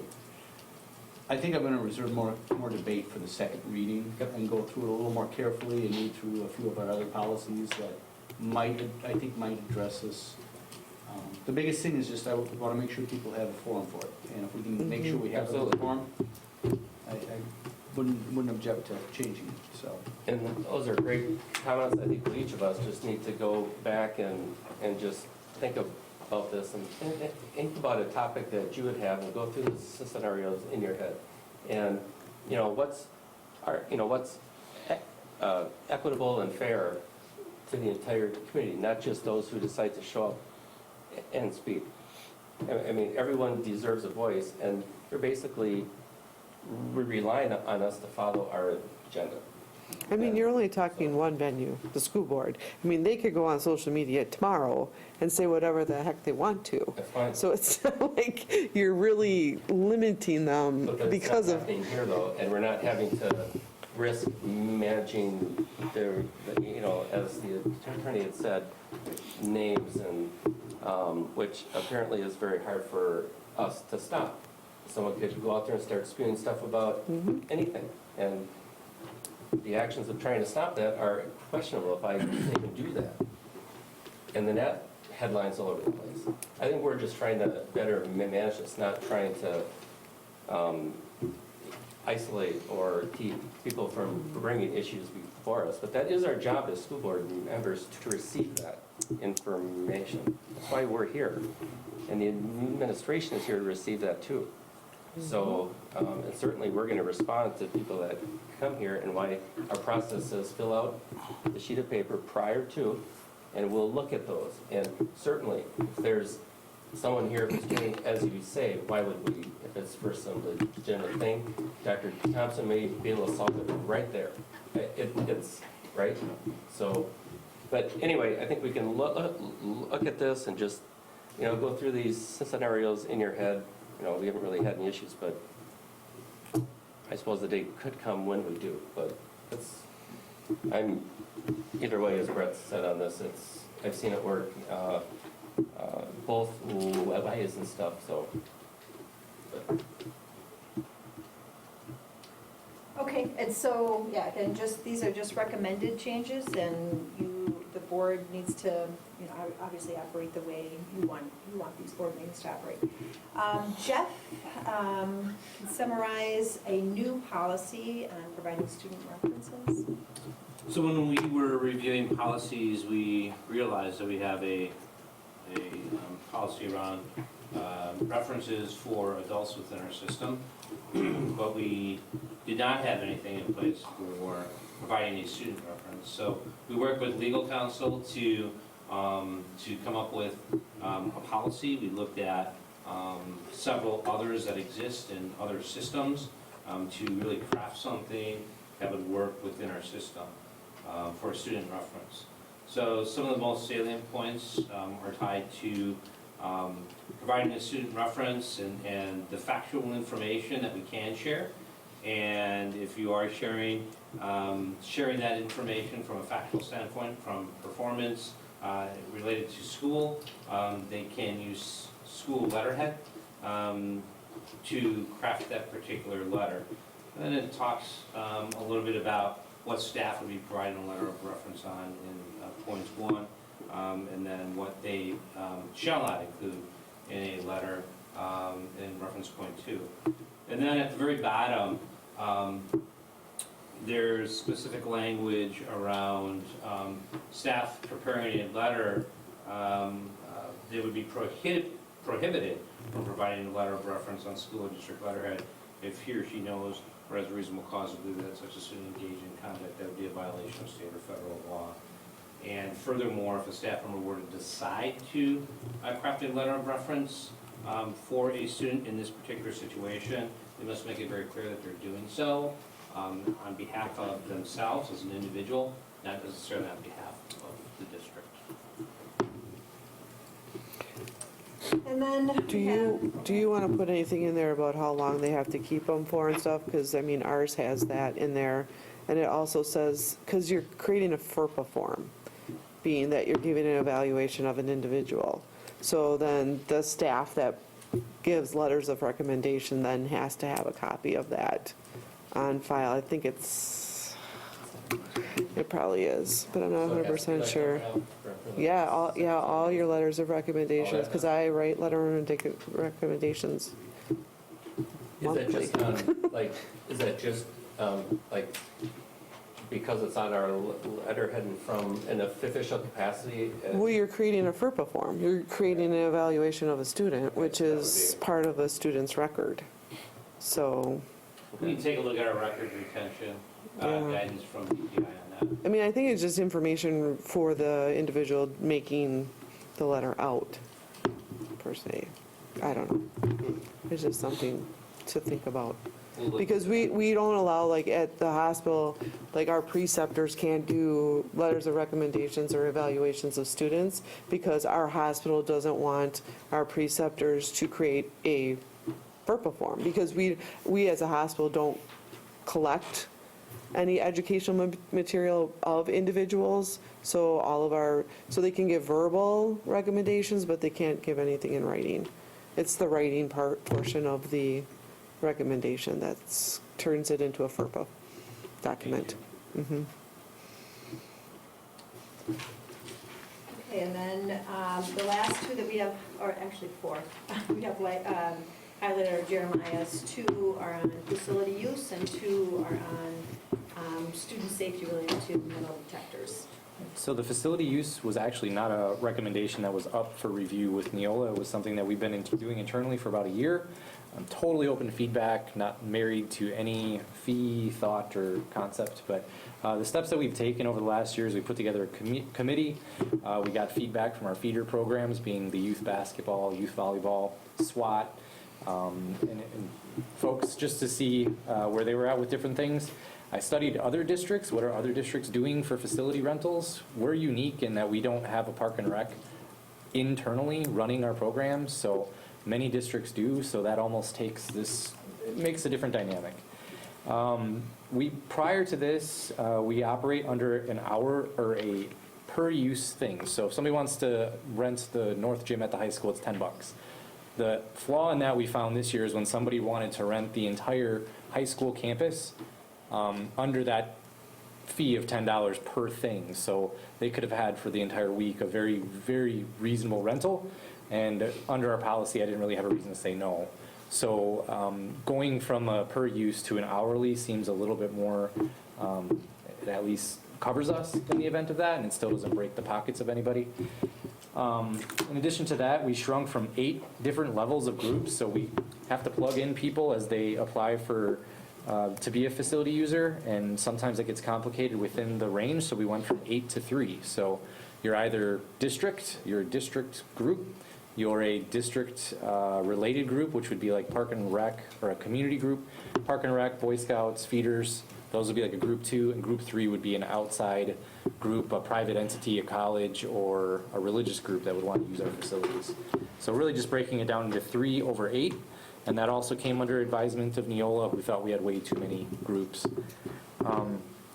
We studied the cost of all users, so I ran this model through what we would end up charging people. And then I contacted a few of our key leaders and said, how would you feel about this? And they were good with it. We held rates low, so rather than being $10 per use, it's $10 an hour.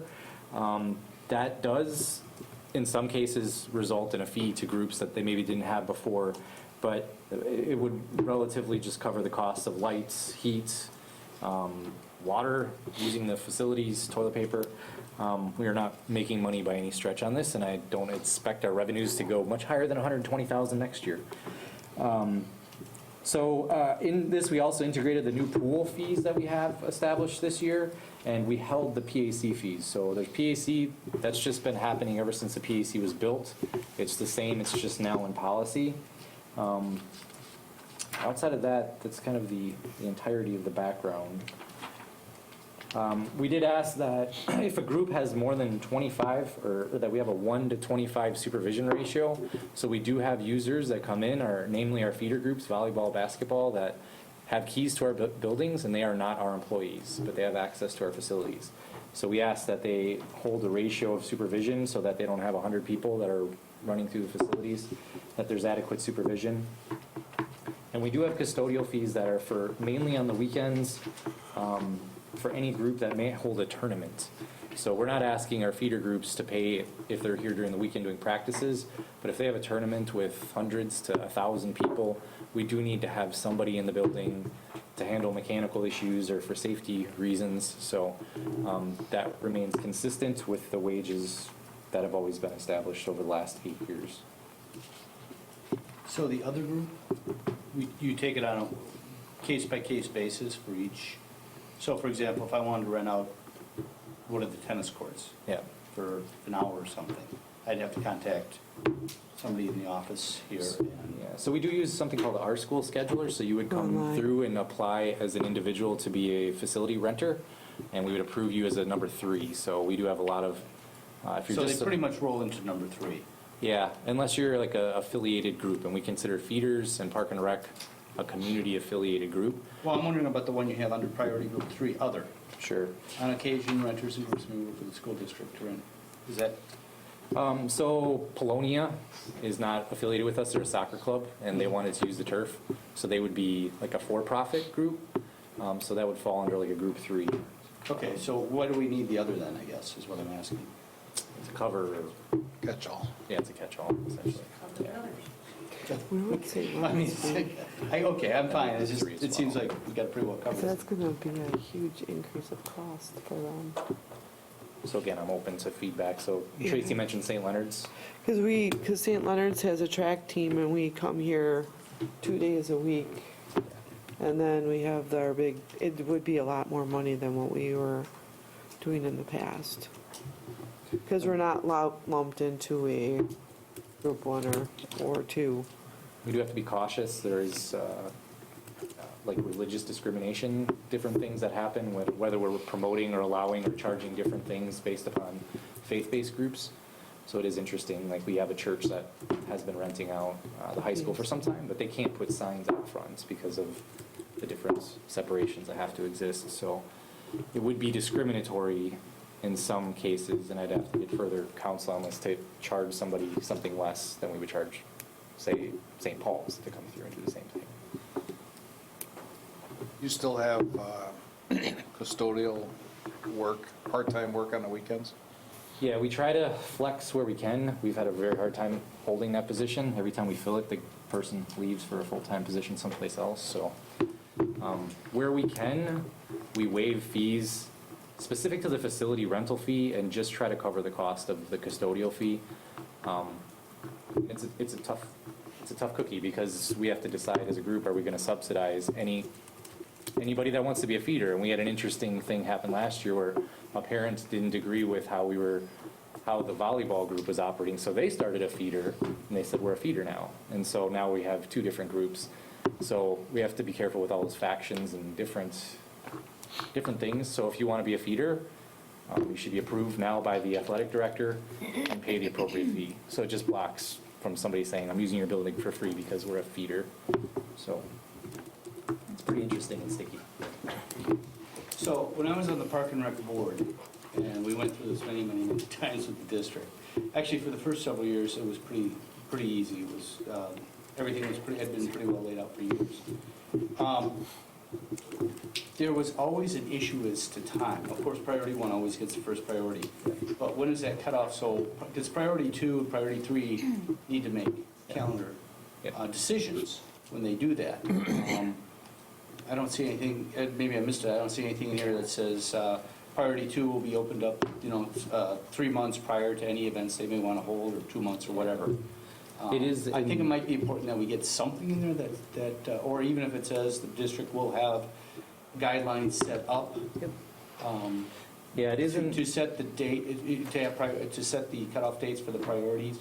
Because, somebody books it out and then a week later they're told, hey, sorry, you're a priority 2, priority 1 needs that field or whatever. That's not building good community relations, not fair.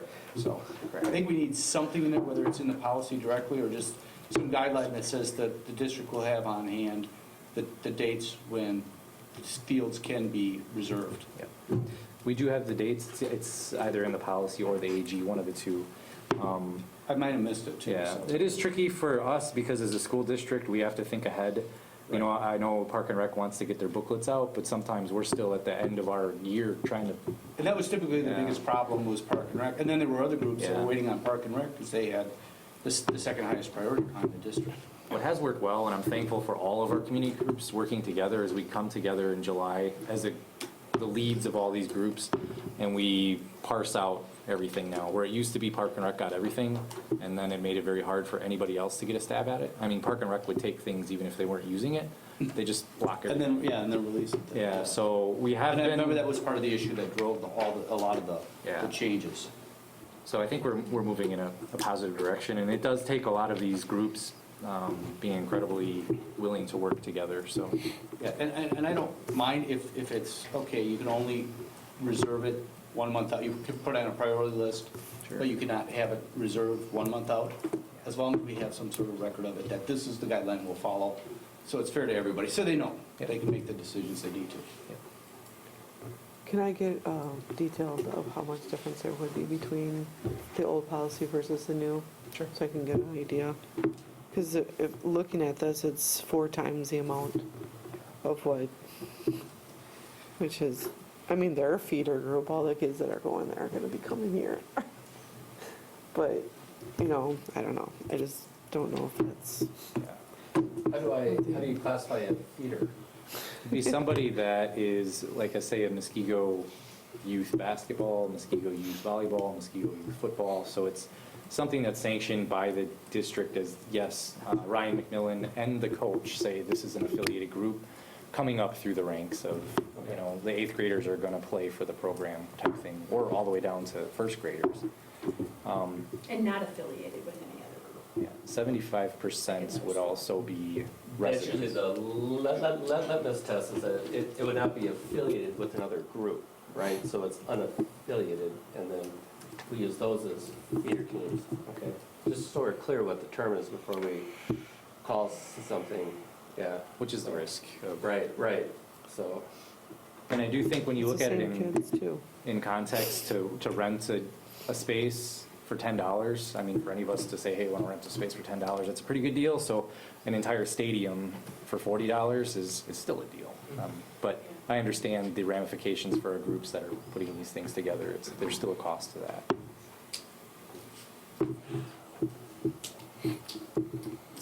Okay, and then the last 2 that we highlighted. Metal detectors. So with this safety grant that was provided, we got about $300,000. We purchased metal detectors, both 5 walkthrough units and then 20 wands. We are not ready to start tomorrow, but this policy is a good step in the right direction.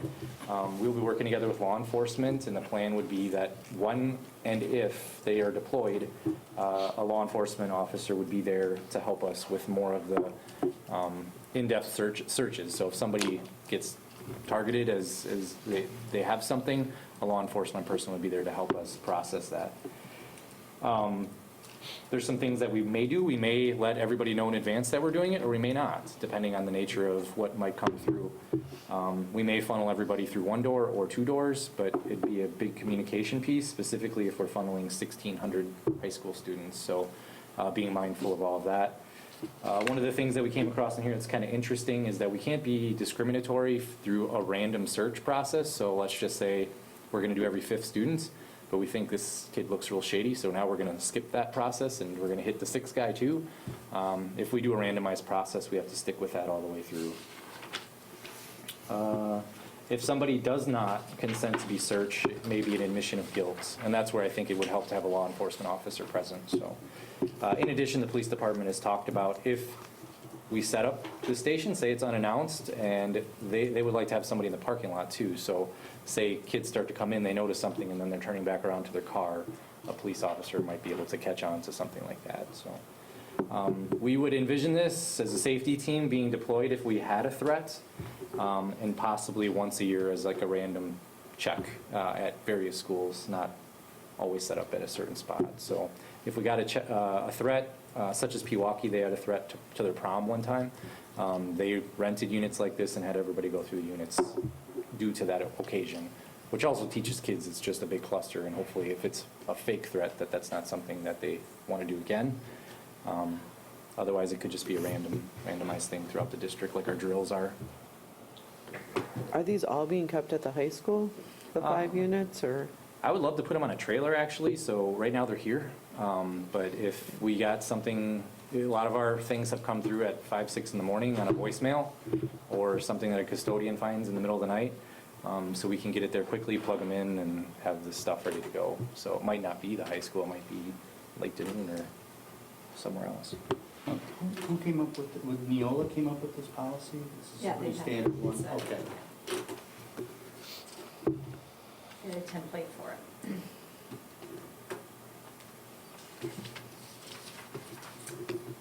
So, the metal detectors are in the back in the warehouse, right? Mhm. So if you want to look at them, you can do a little Walk through 'em? before the closed session. I can't. At the end of the meeting. You could probably just set it off. You couldn't get them in here though, right? They don't fit. That's what the maintenance guy told me, he couldn't get through the doorway, so. All right, so those are the ones we highlighted. If you have questions between now and our next board meeting, we'll bring them back for action. Please contact me or any of the administrators about any of the other policies or these policies. We'd be happy to answer any other further questions, and they'll come back for action in the consent agenda. Okay? You good with that? Item 11C, athletic band purchase. So we are bringing forward the recommendation to, if you remember back in the spring, you had approved the purchase of one athletic van to support our teams. Legally, we can only have 10 passenger vans, and so that's 9 students, including a driver. And so we used it to its fullest extent, found it very useful. We had more requests than what we could fill from different teams, forensics, for instance. I've listed a couple of the teams, so tennis could use them. We had student council, track when they go to state and national competitions, golf, robotics, softball, soccer, baseball, and that's just spring sports. And so what we did is an analysis of all of the charges that we had from those items this year, outside of the one van that we had. So we either had to rent another van to support a team going, or we had a bus go instead. And so we looked at all those costs and found that we could have saved about $12,000 for the spring season if we would have had 3 vans to support these teams going back and forth. So knowing that savings could have occurred, as well as we haven't even looked at fall or winter, the co-curriculars that are out there, plus some of the smaller teams and state competitions. By having the vans, we feel even if we saved $8,000 for the next 2 seasons, we could purchase 2 vans at the state contract price of $30,000 and see a return on investment in 3 years. So it is our recommendation. Ryan found that every advisor that's out there knows that we have this one and has been trying to rent them, just because it's so much cheaper to fund. I mean, really, they're fundraising for their buses, so it's cheaper for us just to have those available, and it's the cost of gas and the insurance for them. So we would like to recommend 2 additional vans. Again, it's state contracted pricing, so there's only one quote, which is listed in for $30,138 per van. And we have factored this in as a consideration of the transportation budget for the 1920 years. So when we present the budget, that cost is assumed in there unless you decide against it. So I'd open it up to questions. Is this the van that's the red one that's Yes. part? Oh, okay. Yes. Mhm. Right. And they do take a couple months to order, which is why we're bringing it to you now, so that we could take advantage in the fall once it comes about. We could, obviously wait till the budget's done as well, but then we would lose that savings that we could realize in fall and winter. So this will come back for action on, May 20th. yep. Good. Item 12A, information follow-up. Any questions, comments, or concerns? Got one notable one under B, Darlene. You decided to retire, and I think we're trying to figure out a way to vote no on that, but I think we just gotta let her go. Dar had said, well, you can't because it's under information. only. It's not action item. So I was like, okay, so. It's on She the knows her agenda, stuff, so we can so- talk about She it. certainly does. It's on the agenda, so we can talk about it. So, any information follow-up? Good. All right, hearing none. So, we have a closed session, so we'll go, so hearing none, we're going to advance back up to item 2, vote for closed session.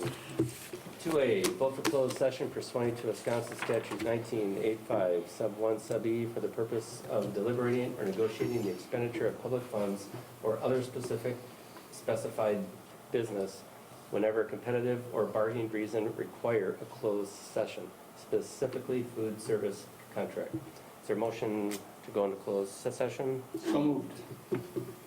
Second? All those in favor, signify by saying aye. Aye. Opposed?